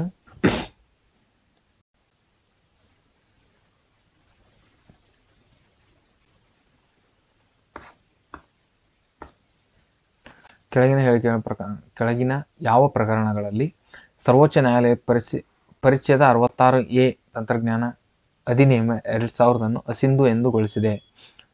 66A ನ ಯಾವ ಪ್ರಕರಣದಲ್ಲಿ ಅದನ್ನು ತೆಗೆದುಹಾಕ್ಯಾರೆ, ಅದನ್ನ ಅಸಿಂಧು ಅಂತ ಹೇಳಿದ್ದಾರೆ ಅಂತ ಕೇಳಿದರೆ ಶ್ರೇಯಾ ಸಿಂಗಲ್ ವಿರುದ್ಧ ಯೂನಿಯನ್ ಆಫ್ ಇಂಡಿಯಾ ಅಂತ ಒಂದೇ ಆಪ್ಷನ್ ಏನಿದೆ, ಇದು ರೈಟ್ ಆನ್ಸರ್ ಅದಕ್ಕೆ. ನೆಕ್ಸ್ಟ್, 72ನೇ ಕ್ವಶನ್, ಕೆಳಗಿನ ಯಾವ ಅನುಚ್ಛೇದದಲ್ಲಿ ಸಮಾನ ನ್ಯಾಯ ಮತ್ತು ಉಚಿತ ಕಾನೂನು ಸಲಹೆಗಳನ್ನು ನೀಡಲಾಗುತ್ತದೆ? 243, 346, 270, 39A. 39A ಈ ಕೆಳಗಿನ ಸಮಾನ ನ್ಯಾಯ ಮತ್ತು ಉಚಿತ ಕಾನೂನು ಸಲಹೆಗಳನ್ನು ನೀಡಲಾಗುತ್ತದೆ. ಹಾಗಾದ್ರೆ 39 ಅದು ಕಾನ್ಸ್ಟಿಟ್ಯೂಷನ್ ಅಲ್ಲಿ ಇದೆ, 39 ಕಾನ್ಸ್ಟಿಟ್ಯೂಷನ್ ಅಲ್ಲಿ ಇರುತ್ತೆ, ಬಟ್ ಅದಕ್ಕೆ ಎ ಅಂತ ಸೇರಿಸಿದ್ದಾರೆ. ಹಾಗಾದ್ರೆ ಇದನ್ನ 42ನೇ ತಿದ್ದುಪಡಿ ಮೂಲಕ 39A ಅಂತ 42ನೇ ತಿದ್ದುಪಡಿ ಮೂಲಕ ಇದಕ್ಕೆ ಎ ಸೇರಿಸ್ತಾರೆ. ಎ ಸೇರಿಸಿ ಅನುಚ್ಛೇದದಲ್ಲಿರುವ ಸಮಾನ ನ್ಯಾಯ ಮತ್ತು ಉಚಿತ ಕಾನೂನು ಸಲಹೆಗಳನ್ನು ನೀಡಲು ಉದ್ದೇಶಿಸಲಾಗ್ತದೆ. ಓಕೆನಾ? ಅದು ಕೂಡ ನೆನಪಿರ್ಲಂಗೆ. ನೆಕ್ಸ್ಟ್, 70ನೇ ಕ್ವಶನ್, ಈ ಕೆಳಗಿನ ಯಾವ ಅನುಚ್ಛೇದದಲ್ಲಿ ಶಿಕ್ಷಣ ನೀಡುವುದು ಒಂದು ವೃತ್ತಿ ಎಂದು TMA ಪೈ ಫೌಂಡೇಶನ್ ವಿರುದ್ಧ ಸ್ಟೇಟ್ ಆಫ್ ಕರ್ನಾಟಕದಲ್ಲಿ ಹೇಳಲಾಗಿದೆ ಅಂತ ಕ್ವಶನ್ ಕೇಳಿದಾನೆ. ಎಷ್ಟನೇ ಕ್ವಶನ್ ಇದು? 70ನೇ ಕ್ವಶನ್. ಎಷ್ಟನೇದಂದ್ರೆ 19 ಸಬ್ ಕ್ಲಾಸ್ 1G ಅಂತ ಇದೆ ಅಲ್ವಾ, ಇದರ ಅಡಿಯಲ್ಲಿ ಶಿಕ್ಷಣ ನೀಡುವುದು ಒಂದು ವೃತ್ತಿ ಎಂದು TMA ಪೈ ಫೌಂಡೇಶನ್ ವಿರುದ್ಧ ಸ್ಟೇಟ್ ಆಫ್ ಕರ್ನಾಟಕದಲ್ಲಿ ಹೇಳಲಾಗಿದೆ. ನೆಕ್ಸ್ಟ್, 77, ಒಂದು ಹಣಕಾಸಿನ ಮಸೂದೆ ಇವುಗಳೊಂದಿಗೆ ವ್ಯವಹರಿಸುವುದಿಲ್ಲ. Economics question. ಒಂದು ಹಣಕಾಸಿನ ಮಸೂದೆ ಇವುಗಳೊಂದಿಗೆ ವ್ಯವಹರಿಸುವುದಿಲ್ಲ. ಯಾವುದೇ ತೆರಿಗೆ ನಿಯಂತ್ರಣ, ಯಾವುದೇ ತೆರಿಗೆ ವಿಧಿಸುವಿಕೆ, ಯಾವುದೇ ತೆರಿಗೆಯನ್ನು ರದ್ದುಗೊಳಿಸುವಿಕೆ, ದಂಡ ವಿಧಿಸುವುದು ಅಂತ ಕೊಡಿದೆ. ದಂಡ ವಿಧಿಸುವುದು ಒಂದು ಹಣಕಾಸಿನ ಮಸೂದೆ ಒಳಗಡೆ ಸಂಬಂಧಿಸಿರಲಿದ್ದು. ದಂಡ ವಿಧಿಸುವುದು ಅಂದ್ರೆ ಡಿ ಮಾತ್ರ ಸರಿ. ಓಕೆನಾ? ಹಣಕಾಸಿನ ಮಸೂದೆ ಹಣಕಾಸಿನ ಮಸೂದೆ ಇದು ತೆರಿಗೆ ನಿಯಂತ್ರಣ ಮಾಡೋದು, ವಿಧಿಸುವುದು ಮತ್ತು ರದ್ದುಗೊಳಿಸುವುದು ಅದರ ಬಗ್ಗೆ ಮಾತಾಡ್ತೈತಿ ಹಣಕಾಸು ಮಸೂದೆ. ಬಟ್ ದಂಡ ವಿಧಿಸುವುದರ ಬಗ್ಗೆ ಹಣಕಾಸು ಮಸೂದೆ ಮಾತಾಡೋದಿಲ್ಲ. ನೆಕ್ಸ್ಟ್, ಮೆಂಟಲ್ ಇವೆರಡು ಕೂಡ ಮೆಂಟಲ್ ಅಬಿಲಿಟಿ. ಇದಿಷ್ಟು ಮೆಂಟಲ್ ಅಬಿಲಿಟಿ ಇದು. ಓಕೆ. ನೆಕ್ಸ್ಟ್, ಕೆಳಗಿನ ವೈಶಿಷ್ಟ್ಯಗಳನ್ನು ಪರಿಗಣಿಸಿ ಮತ್ತು ಅವುಗಳನ್ನು ಸಂಯೋಜಿಸಿದ ಭಾರತದ ಸರಿಯಾದ ಜನಸಂಖ್ಯೆ ಆವರ್ತನವನ್ನು ಹಂತವಾಗಿ ಈ ಕೆಳಗಿನ ಆಯ್ಕೆ ಮಾಡಿ ಅಂತ ಕೊಟ್ಟಿದ್ದಾನೆ. ಓಕೆ, ಇದಕ್ಕೆ right answer, direct right answer ಹೇಳ್ತೀನಿ, ಭಾಳ ಲೇಟ್ ಆಯ್ತಾಗಲೇ. ಇದಕ್ಕೆ ರೈಟ್ ಆನ್ಸರ್ ಏನಂದರೆ ಹಂತ 1, 2, 3, 4 ಅಂತ ಕೊಟ್ಟಿದ್ದಾನೆ. ಇದಕ್ಕೆ ಹಂತ 4. ಓಕೆ, ವೈಶಿಷ್ಟ್ಯಗಳನ್ನು ಜನಸಂಖ್ಯೆ ಆವರ್ತನದ ಹಂತಗಳ ಬಗ್ಗೆ ಕೇಳಿದ್ದೇನೆ. ದೇಶದ ಜನಸಂಖ್ಯೆ ಬೆಳವಣಿಗೆ ದರವು ಹೆಚ್ಚಿದ್ದರೂ ಕ್ರಮೇಣ ನಿಧಾನವಾಗಿ ತೊಡಗಿರುತ್ತದೆ ಅಂತ ಹೇಳೋದು 4ನೇ ಹಂತ. ಇಂತಹ ಜನಸಂಖ್ಯೆಯ ಬೆಳವಣಿಗೆ ಕಚ್ಚಾ ಜನನ ದರದ ಇಳಿಮುಖ ಪ್ರವೃತ್ತಿಯನ್ನು ಕಾರಣವಾಗಿದೆ. ಇದು ಕೂಡ ರೈಟು. ಮದುವೆ ಸರಾಸರಿ ವಯಸ್ಸು ಹೆಚ್ಚಳ, ಸುಧಾರಿತ ಜೀವನ ಮಟ್ಟ ಮತ್ತು ಸ್ತ್ರೀಯರ ಶಿಕ್ಷಣವು ಅಂತಹ ಬೆಳವಣಿಗೆಗಳಿಗೆ ಕಾರಣವಾಗಿದೆ ಅಂತ ಹೇಳಿದ್ರೆ ಇದು ಕೂಡ ರೈಟು. ಸರಾಸರಿ ವಾರ್ಷಿಕ ಬೆಳವಣಿಗೆ ದರವು 2.2ರಷ್ಟು ಹೆಚ್ಚಿತ್ತು ಅಂತ ಹೇಳೋದು ಇದು ಕೂಡ 4ನೇ ಹಂತದಲ್ಲಿದೆ. ಓಕೆ, ನೆಕ್ಸ್ಟ್, ಭಾರತದ ಈಶಾನ್ಯ ರಾಜ್ಯಗಳು ಮುಖ್ಯ ಭೂಭಾಗದ ಜೊತೆಗೆ ಸಂಪರ್ಕಿಸುವಂತಹ ಕಿರಿದಾದ ಕಾರಿಡಾರ್ ಏನೆಂದು ಕರೆಯುತ್ತಾರೆ ಅಂದರೆ golden quadrilateral chicken neck. Direct answer ಹೇಳ್ತೀನಿ. ಈಶಾನ್ಯ ರಾಜ್ಯಗಳಲ್ಲಿ ಹಿಂಗೆ ಬರುತ್ತಲ್ವ ಮ್ಯಾಪ್, ಇವಾಗ ಹಿಂಗೆ ಬರುತ್ತೆ, ಹಿಂಗೆ ಬಂದು ಹಿಂಗೆ ಮ್ಯಾಪ್ ಹಾಕ್ತೀವಿ ನೋಡ್ರಿ ನಾವು, ಇದು ಭಾರತ ಹಿಂಗೆ ಬರುತ್ತೆ, ಹಿಂಗೆ ಬರುತ್ತಲ್ವ, ಇದಕ್ಕೆ ಏನಂತಾರೆ ಅಂತ ಕೇಳ್ತೇನೆ. ಇದಕ್ಕೆ ಚಿಕನ್ ನೆಕ್ ಅಂತಾರೆ. ಓಕೆನಾ, ಈಶಾನ್ಯ ರಾಜ್ಯಗಳು ಮುಖ್ಯ ಭಾಗದ ಜೊತೆಗೆ ಸಂಪರ್ಕಿಸುವಂಥ ಕಾರಿಡಾರ್ಗೆ ಏನಂತಾರೆ ಅಂದರೆ ಚಿಕನ್ ನೆಕ್ ಅಂತಾರೆ, ಇದೇ ಭಾಗ. ಓಕೆ, ನೆಕ್ಸ್ಟ್,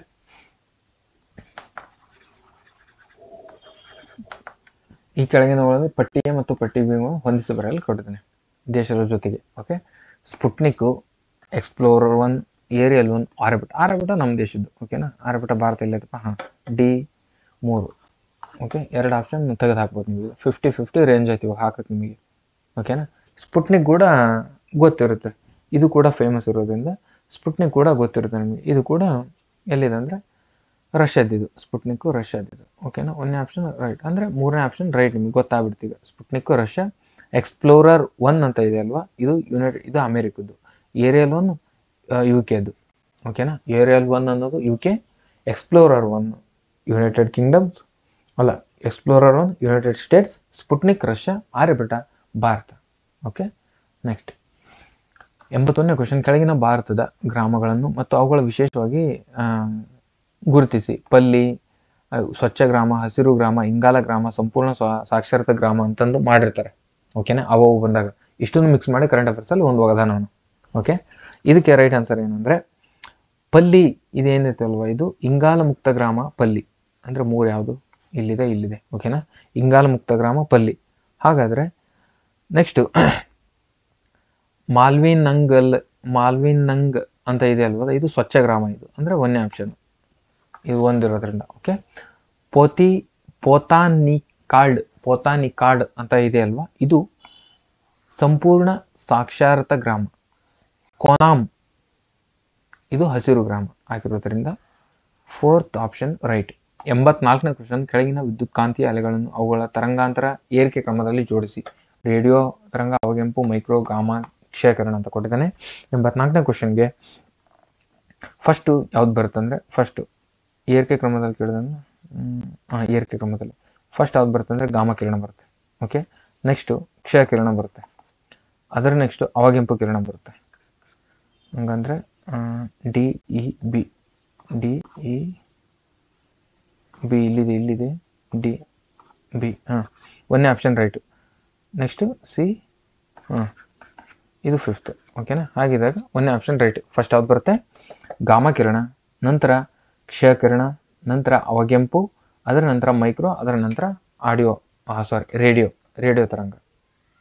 ನೆಕ್ಸ್ಟ್ ರಾಜಮನೆತನಗಳು ಮತ್ತು ಶಾಸನಗಳು ಕೊಟ್ಟಿದ್ದಾನೆ. ಮೌರ್ಯರು, ಕದಂಬರು, ಬಾದಾಮಿ ಚಾಲುಕ್ಯರು, ರಾಷ್ಟ್ರಕೂಟರು, ಹಲ್ಮಿಡಿ ಶಾಸನ, ಐಹೊಳೆ ಶಾಸನ, ಮಸ್ಕಿ, ಹೆಬ್ಬಟ, ಎಲ್ಲೋರ ಅಂತಂದು 4 ಆಪ್ಷನ್ ಕೊಟ್ಟಿದ್ದಾನೆ. ಇದಕ್ಕೆ ಈಗ ಇವು ರಾಜಮನೆತನಗಳಿಗೆ ಮತ್ತು ಈ ಶಾಸನಗಳು ಯಾವ್ಯಾವ ಮನೆತನಕ್ಕೆ ಸಂಬಂಧಿಸಿದಂತಂದು ಗೊತ್ತಿದ್ರೆ ರೈಟ್ ಆನ್ಸರ್ ಮಾಡ್ಬೋದು. ಓಕೆನಾ, ಈಗ ಫಸ್ಟ್ ಮೌರ್ಯರಿಗೆ ಸಂಬಂಧಿಸಿದಂತೆ ಯಾವ ಶಾಸನ ಇದೆ ಅಂದರೆ ಇದು ಎಲ್ರಿಗೂ ಗೊತ್ತು, ಅಶೋಕಂದು ಮಸ್ಕಿ ಶಾಸನ ಅಂತ ಓದಿರ್ತಾರೆ. ಇದರಲ್ಲಿ 3ನೇ ಆಪ್ಷನ್ ಇಲ್ಲಿದೆ ಅಂದರೆ 2 ಆಪ್ಷನ್ ಹೋದವು. ಓಕೆ, ನೆಕ್ಸ್ಟ್ ಕದಂಬರಿಗೆ ಸಂಬಂಧಿಸಿದಂತೆ ಯಾವುದಿದೆ, ಕದಂಬರಿಗೆ ಸಂಬಂಧಿಸಿದ ಹಲ್ಮಿಡಿ ಶಾಸನ ಕದಂಬರಿಗೆ ಸಂಬಂಧಿಸಿದೆ ಅಂದರೆ 1ನೇ ಆಪ್ಷನ್ ಇಲ್ಲಿದೆ, ಇಲ್ಲಿಲ್ಲ ಅಂದರೆ ರೈಟ್ ಆನ್ಸರ್ ರೈಟ್.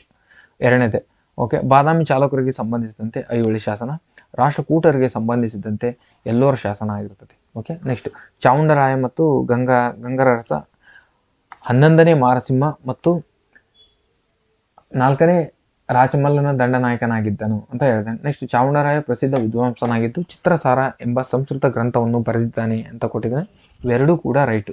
ಚಾವುಂಡರಾಯನು ಗಂಗರ ಅರಸರಾದ 2ನೇ ಮಾರಸಿಂಹ ಮತ್ತು 4ನೇ ರಾಚಮಲ್ಲನ ಪ್ರಸಿದ್ಧ ದಂಡನಾಯಕ. ಯಾರಂದ್ರೆ ಚಾವುಂಡರಾಯ. ಓಕೆನಾ. ವಿಜಯನಗರ ಸರಿಯಾಗಿ ಓದ್ಕೋಬೇಕು ನೀವು. ಅಲ್ಲಿಂದ ಶ್ರೀರಂಗಪಟ್ಟಣ ಅವಕ್ಕೆಲ್ಲ ಇಂಟರ್ಲಿಂಕ್ ಮಾಡ್ಕೊಂಡು ಕ್ಲೀನಾಗಿ ಓದ್ಕೋಬೇಕು. ಶ್ರವಣ ಬೆಳಗೊಳ ಅದಕ್ಕೆಲ್ಲ ಹಾಗೆ. ನೆಕ್ಸ್ಟ್ ಚಾವುಂಡರಾಯ ಪ್ರಸಿದ್ಧ ವಿದ್ವಾಂಸನಾಗಿದ್ದು ಚರಿತ್ರಸಾರ ಎಂಬ ಸಂಸ್ಕೃತ ಗ್ರಂಥವನ್ನು ಬರೆದಿದ್ದಾನೆ ಅಂತ ಹೇಳಿದ್ರು ಕೂಡ ಚರಿತ್ರಸಾರ ಗ್ರಂಥವನ್ನು ಬರೆಯೋದು ಚಾವುಂಡರಾಯರೇ. ಅದಕ್ಕೋಸ್ಕರ 2 ಹೇಳಿಕೆಗಳು ಸರಿ. ನೆಕ್ಸ್ಟ್ ರಾಜಮನೆತನಗಳು ಮತ್ತು ರಾಜಲಾಂಛನಗಳು ಕೊಟ್ಟಿದ್ದಾನೆ. ಗಂಗರು, ಹೊಯ್ಸಳರು, ವಿಜಯನಗರ, ಮೈಸೂರು ಒಡೆಯರ್ ಅಂತ ಕೊಟ್ಟಿದ್ದಾನೆ. ಓಕೆನಾ. ಹೀಗೆ ಕೊಟ್ಟಿದ್ದಾನೆ. ಗಂಗರ ರಾಜಲಾಂಛನ ಫಸ್ಟ್. ಗಂಗರ ರಾಜಲಾಂಛನ ಮದಗಜ. ಇದು ರೈಟ್. A right. 2 ಆಪ್ಷನ್ ಹೋದು. ಓಕೆ. A right. ಓಕೆನಾ. ಹೊಯ್ಸಳರು ಇದು ರಾಂಗ್. ಇದು ಹೊಯ್ಸಳರು ಹುಲಿಯನ್ನು ಕೊಲ್ಲುತ್ತಿರುವ ಸ್ಥಳ ಅಂತ ಬರುತ್ತಲ್ವ, ಇದು ರೈಟ್. ಬಂದ್ರೆ ಬಿ ಎಲ್ಲೆಲ್ಲಿ ಐತೆ ಅದೆಲ್ಲ ರಾಂಗ್. ಈಗ ಬಿ ಇಲ್ವೇ ಇಲ್ಲ. Next Vijayanagara Varaha right. ಅಂದ್ರೆ ಇದು ರಾಂಗ್ ಆಗಿರ್ತೈತಿ. ಡಿ ರಾಂಗ್ ಅಂತ ಕನ್ಫರ್ಮ್ ಆಗುತ್ತೆ ನಮಗೆ. ಹಂಗಿದ್ದಾಗ ಈ ಆಪ್ಷನ್ ಕೂಡ ತೆಗಿಬೋದು ನಾನು. ಯಾಕಂದ್ರೆ ಹೊಯ್ಸಳರದು ಹುಲಿಯೊಡನೆ ಕೊಳ್ಳುತ್ತಿರುವ ವೀರನ ಚಿತ್ರ ಅಂತ ಅಂದಾಗ ಅದರ ಅಪೋಸಿಟ್ ಮೈಸೂರದು ಬಂದ್ರೆ ಅದಕ್ಕೆ ಇದು ರಾಂಗ್ ಆಗ್ತೈತಿ. ಓಕೆನಾ. ಹಾಗಿದ್ದಾಗ ಸಿ ಮತ್ತು ಎ ಮಾತ್ರ ರೈಟ್. ಓಕೆನಾ. ಸಿ ಮತ್ತು ಎ ಮಾತ್ರ ರೈಟ್. ವಿಜಯನಗರ ಇದು ಮೈಸೂರು ಒಡೆಯರ್ದು ಏನಬೇಕು, ಗಂಡ ಬೇರುಂಡ ಇಲ್ಲ ಬೇಕು, ಹೊಯ್ಸಳದು ಇಲ್ಲ ಬೇಕು. ಇವೆರಡು ಚೇಂಜ್ ಮಾಡಿದಾನೆ. ಗಂಗರು ಮತ್ತು ವಿಜಯನಗರದ್ದು ರೈಟ್ ಕೊಟ್ಟಿದ್ದಾನೆ. ಓಕೆ. ಇದು ನೆಕ್ಸ್ಟ್ 88ನೇ ಕ್ವಶನ್. 6ನೇ ವಿಕ್ರಮಾದಿತ್ಯನ ಪ್ರಸಿದ್ಧ ದಂಡನಾಯಕನಾದ ಮಹಾದೇವ ಎಂಬುವನಿಂದ ಇಟಗಿಯ ಮಹಾದೇವಾಲಯ ನಿರ್ಮಿಸಲಾಗಿದೆ ಅಂತ ಹೇಳ್ತಾರೆ. ರೈಟ್. ಇದು 1ನೇ ಆಪ್ಷನ್ ರೈಟ್. ಎಲ್ಲೆಲ್ಲಿದೆ? A right. ಓಕೆನಾ. ಇದು 2 ಆಪ್ಷನ್ ತೆಗೆದಾಕ್ಬೋದು ಈಗ. ನೆಕ್ಸ್ಟ್ ಶಾಸನದಲ್ಲಿರುವ ಮಹಾದೇವ ದೇವಾಲಯಗಳು ಚಕ್ರವರ್ತಿ. ಇದು ಕೂಡ ರೈಟ್. ಎ ಬಿ 2 ರೈಟ್ ಇದಕ್ಕೆ. ಓಕೆ. Geography question. ಕೆಳಗಿನ ಯಾವುವು ವಿಷುವೀಯ ಅರಣ್ಯಗಳ ವಿಶಿಷ್ಟ ಲಕ್ಷಣಗಳಾಗಿವೆ? 1. ನಿರಂತರ ಕ್ಯಾನೋಪಿ ಆಕಾರದ ಅಡ್ಡಚಕ್ರಗಳೊಂದಿಗೆ ಮರಗಳ ತಂಡವು ಸಮೀಪದಲ್ಲಿರುವಂತೆ ಮತ್ತು ಎತ್ತರವಾಗಿರುವಂತೆ ಕಾಣುತ್ತದೆ. ಬೃಹತ್ ಪ್ರಭೇದಗಳ ಸಂಖ್ಯೆ ಸಹ ಅಸ್ತಿತ್ವದಲ್ಲಿರುವುದು. ಎಪಿಟೈಪ್ಗಳ ಸಂಖ್ಯಾತ್ಮಕ ವಿಭಿನ್ನತೆಗಳು ಇರುವಿಕೆ ಅಂತ ಕೊಟ್ಟಿದ್ದಾನೆ. ಒಂದು ನಿಮಿಷ ಇಂಗ್ಲೀಷಲ್ಲಿ ನೋಡ್ತೀನಿ. Unique characteristics of equatorial forest ಅಂತ ಕೇಳಿದ್ದಾನೆ. Equatorial forest. ಓಕೆನಾ. ನೋಡಿ, ವಿಷುವೀಯ ಅರಣ್ಯ ಅಂತ ಹೋದ್ರೆ ಗೊತ್ತಾಗಲ್ಲ. ಅದು ಈಕ್ವೆಟೋರಿಯಲ್ ಫಾರೆಸ್ಟ್ ಬಗ್ಗೆ ಅಂತ ಕ್ವಶನ್ ಇದು. ಓಕೆನಾ. 89ನೇದು. ಇದು ಕ್ಯಾನೋಪಿ ಹೊಂದಿರ್ತೈತಿ. ಕರೆಕ್ಟ್. ಅಲ್ಲಿ ಈಕ್ವೆಟೋರಿಯಲ್ ಫಾರೆಸ್ಟ್ ಅಲ್ಲಿ ರೈನ್ ಜಾಸ್ತಿ ಆಗ್ತಿರ್ತೈತೆ. ಓಕೆನಾ. ಅದಕ್ಕೆ 1ನೇದು ರೈಟ್. ಬೃಹತ್ ಪ್ರಭೇದ ಸಂಖ್ಯೆ ಸಹ ಇರ್ತದೆ, ಅದು ಕೂಡ ರೈಟ್. ಎಪಿಟೈಪ್ಗಳ ಸಂಖ್ಯಾತ್ಮಕ ವಿಭಿನ್ನತೆ ಇರ್ತದೆ, ಅದು ಕೂಡ ರೈಟ್. ಅಂದ್ರೆ ಮರಗಳು ಸಣ್ಣ ಬೆಳೆದಿರ್ತವೆ, ಸಣ್ಣ ಅದಕ್ಕಿಂತ ದೊಡ್ಡ, ಒಂದೊಂದು ಅದಕ್ಕಿಂತ ದೊಡ್ಡ, ಒಂದು ಅದಕ್ಕಿಂತ ದೊಡ್ಡ, ಎಲ್ಲಾ ರೀತಿಯ ಮರಗಳು ಕಂಡುಬರ್ತಾವೆ ಅಲ್ಲಿ. ಓಕೆನಾ. 2022ರ ಚಳಿಗಾಲದಲ್ಲಿ ಅಧಿಕವಾದ ವಾಯುಮಾಲಿನ್ಯ PM 2.5 ನಗರದಲ್ಲಿ ದಾಖಲೆಯಾಗಿದೆ. ಎಲ್ಲಿ ದಾಖಲೆ ಆಗಿದೆ ಅಂತಂದ್ರೆ ಇದು ಕರೆಂಟ್ ಅಫೇರ್ಸ್ ಥ್ರೂ ಇರೋದ್ರಿಂದ ಇದು ಬೆಳಗಾಂ ರೈಟ್ ಆನ್ಸರ್. ಆಯಿಲ್ ಜಾಪರ್ ಪ್ರಚಲಿತದಲ್ಲಿದೆ. ಈ ಕ್ವಶನ್ ಅಷ್ಟೇ. ಆಯಿಲ್ ಜಾಪರ್ ಅಂದ್ರೆ ಏನು ಅದು ಗೊತ್ತೈತೆ ನಿನಗೆ ಅಂತ ಅಷ್ಟೇ. ಇದು ತೈಲ, ಗೋಡುಮಣ್ಣು ಮತ್ತು ತೈಲ ಕೋಡಿಗಳ ಪರಿಹಾರೋಪಾಯಗಳ ಪರಿಸರ ಸ್ನೇಹಿ ತಂತ್ರಜ್ಞಾನ ಆಗಿರೋದು ಯಾವುದಂದ್ರೆ oil zapper. Option A right answer. Next ಇಂಧನದಂತೆ ಕಲ್ಲಿದ್ದಲನ್ನು ಬಳಸುವುದರಿಂದ ವಿದ್ಯುತ್ ಸ್ಥಾವರಗಳಿಂದ ಉತ್ಪಾದಿಸಲಾದ ಪುಡಿ ಕಲ್ಲಿದ್ದಲಿಗೆ ಸಂಬಂಧಿಸಿದಂತೆ ಕೆಳಗಿನ ಹೇಳಿಕೆಗಳನ್ನು ಪರಿಗಣಿಸಿ. ಪುಡಿ ಕಲ್ಲಿದ್ದಲು ಕಟ್ಟಡ ರಚನೆಯಲ್ಲಿ, ಇಟ್ಟಿಗೆ ಉತ್ಪಾದನೆಯಲ್ಲಿ ಬಳಸಲಾಗುತ್ತದೆ ಅಂತ ಹೇಳ್ತೇವೆ. ಎಷ್ಟನೇ ಆಪ್ಷನ್ ಇದು? 1ನೇ ಆಪ್ಷನ್. ಓಕೆ. ಇದಕ್ಕೆ ರೈಟ್ ಆನ್ಸರ್ ಇದು. A right. ಪುಡಿ ಕಲ್ಲಿದ್ದಲು ಸಿಮೆಂಟ್ನ ಅಂಶಗಳು ಕೆಲವು ಪೋರ್ಟ್ಲ್ಯಾಂಡ್ ಸಿಮೆಂಟ್ನಲ್ಲಿ ಸ್ಥಳಾಂತರದಲ್ಲಿ ಬಳಸಲಾಗುತ್ತದೆ ಅಂತ ಹೇಳಿದ್ರೆ ಇದು ಕೂಡ ರೈಟ್. ಪುಡಿ ಕಲ್ಲಿದ್ದಲು ಸಿಲಿಕಾನ್ ಡೈಆಕ್ಸೈಡ್ ಮತ್ತು ಕ್ಯಾಲ್ಸಿಯಂ ಡೈಆಕ್ಸೈಡ್ ಮಾಡಲ್ಪಟ್ಟಿದೆ ಮತ್ತು ವಿಷಕಾರಿ ಧಾತುಗಳನ್ನು ಹೊಂದಿದೆ. ಇದು ಕೂಡ ರೈಟ್. ವೇಟ್ ಒಳಗೊಂಡಿರುವುದಿಲ್ಲ ಅಂತ ಹೇಳಿರೋದಕ್ಕೆ ರಾಂಗ್. ಒಳಗೊಂಡಿರ್ತದೆ ಹಂಗಂದ್ರೆ ಸಿ ರಾಂಗ್ ಇದ್ರಲ್ಲಿ. ಓಕೆನಾ. C wrong. ಈ ಕೆಳಗಿನ ಸಂಕೇತ ಆರಿಸಿ ಸರಿಯಾದನ್ನು ಹೇಳಿದೆ. ಸಿ ರಾಂಗ್, ಇದು wrong. A B right. Okay. Next ಅದಾಯ್ತಲ್ಲ, ಆಯಿಲ್ ಜಾಪರ್ ಆಯ್ತು. ನೆಕ್ಸ್ಟ್ 93ನೇ ಕ್ವಶನ್. ಭಾರತದ ಪರ್ಯಾಯ ದ್ವೀಪಗಳ ಮಣ್ಣುಗಳ ರಚನೆ ಇವುಗಳಿಂದ ಆಗಿದೆ. ನೇರೆ ಮಣ್ಣು ನಿಕ್ಷೇಪಣ, ಸವೆತ ನಿಕ್ಷೇಪಣ, ಹವಗುಣ ಮತ್ತು ಅಂಚಿನ ಸ್ಥಳಾಂತರ, ಹವಗುಣ ಮತ್ತು ಶ್ರೇಣೀಕರಣ ಅಂತಿದೆ ಅಲ್ವಾ. ಇದರಿಂದ ಪರ್ಯಾಯ ದ್ವೀಪಗಳ ಮಣ್ಣುಗಳು ರಚನೆ ಇವುಗಳಿಂದ ಆಗಿರುತ್ತದೆ. ಖಾದರ್, ಇದ್ರ ಬಂಗರ್ ಖಾದರ್ ಅದ್ರ ಬಗ್ಗೆ ಒಂದು ವಿಡಿಯೋ ಮಾಡಿದ್ದೀನಿ ನೋಡ್ರಿ ನಾನು, ಓಕೆನಾ. ಅದರಲ್ಲಿ ಇದರ ಡೀಟೈಲ್ ಆಗಿ ಮಾಡಿದ್ದೀನಿ. ಖಾದರ್ ಅಂದ್ರೇನು, ಬಂಗಾರ ಅಂದ್ರೇನು, ಬಾಬರ್ ಅಂದ್ರೇನು, 4 ರೀತಿ ಮಣ್ಣುಗಳು ಬರ್ತವೆ ಪ್ರಸ್ಥಭೂಮಿಯಲ್ಲಿ, ಅಲ್ಲಿ ಅದ್ರ ಬಗ್ಗೆ ಕಂಪ್ಲೀಟ್ ಮಾಡಿದ್ದೀನಿ, ಒಂದ್ಸರಿ ನೋಡಿ ಅದನ್ನು. ಇದು ಎಲ್ಲಿ ಕಂಡು ಬರ್ತದೆ, ನೆರೆಮಣ್ಣು ಲಘು ಭೂಮಿ ಅಂತ ಕಂಡು ಬರ್ತದೆ ಅಷ್ಟೇ.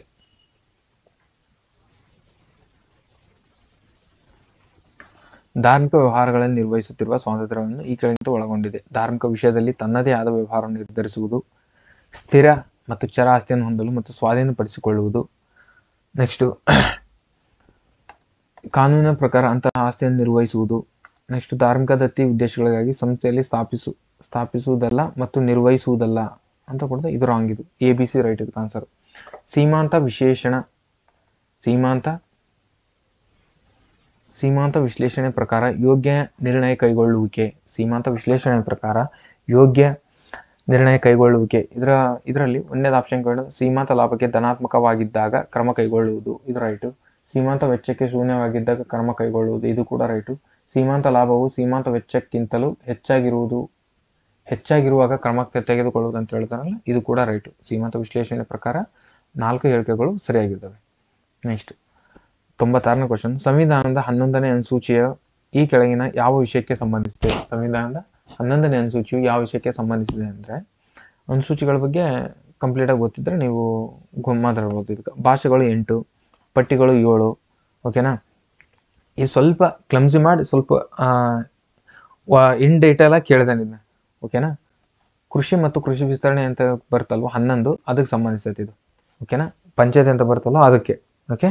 ನೆಕ್ಸ್ಟ್ 99ನೇ ಕ್ವಶನ್, ಅಂದ್ರೆ 11ನೇ ಅನುಸೂಚಿ ಇದು ಪಂಚಾಯತ್ಗೆ ಸಂಬಂಧಿಸಿದೆ.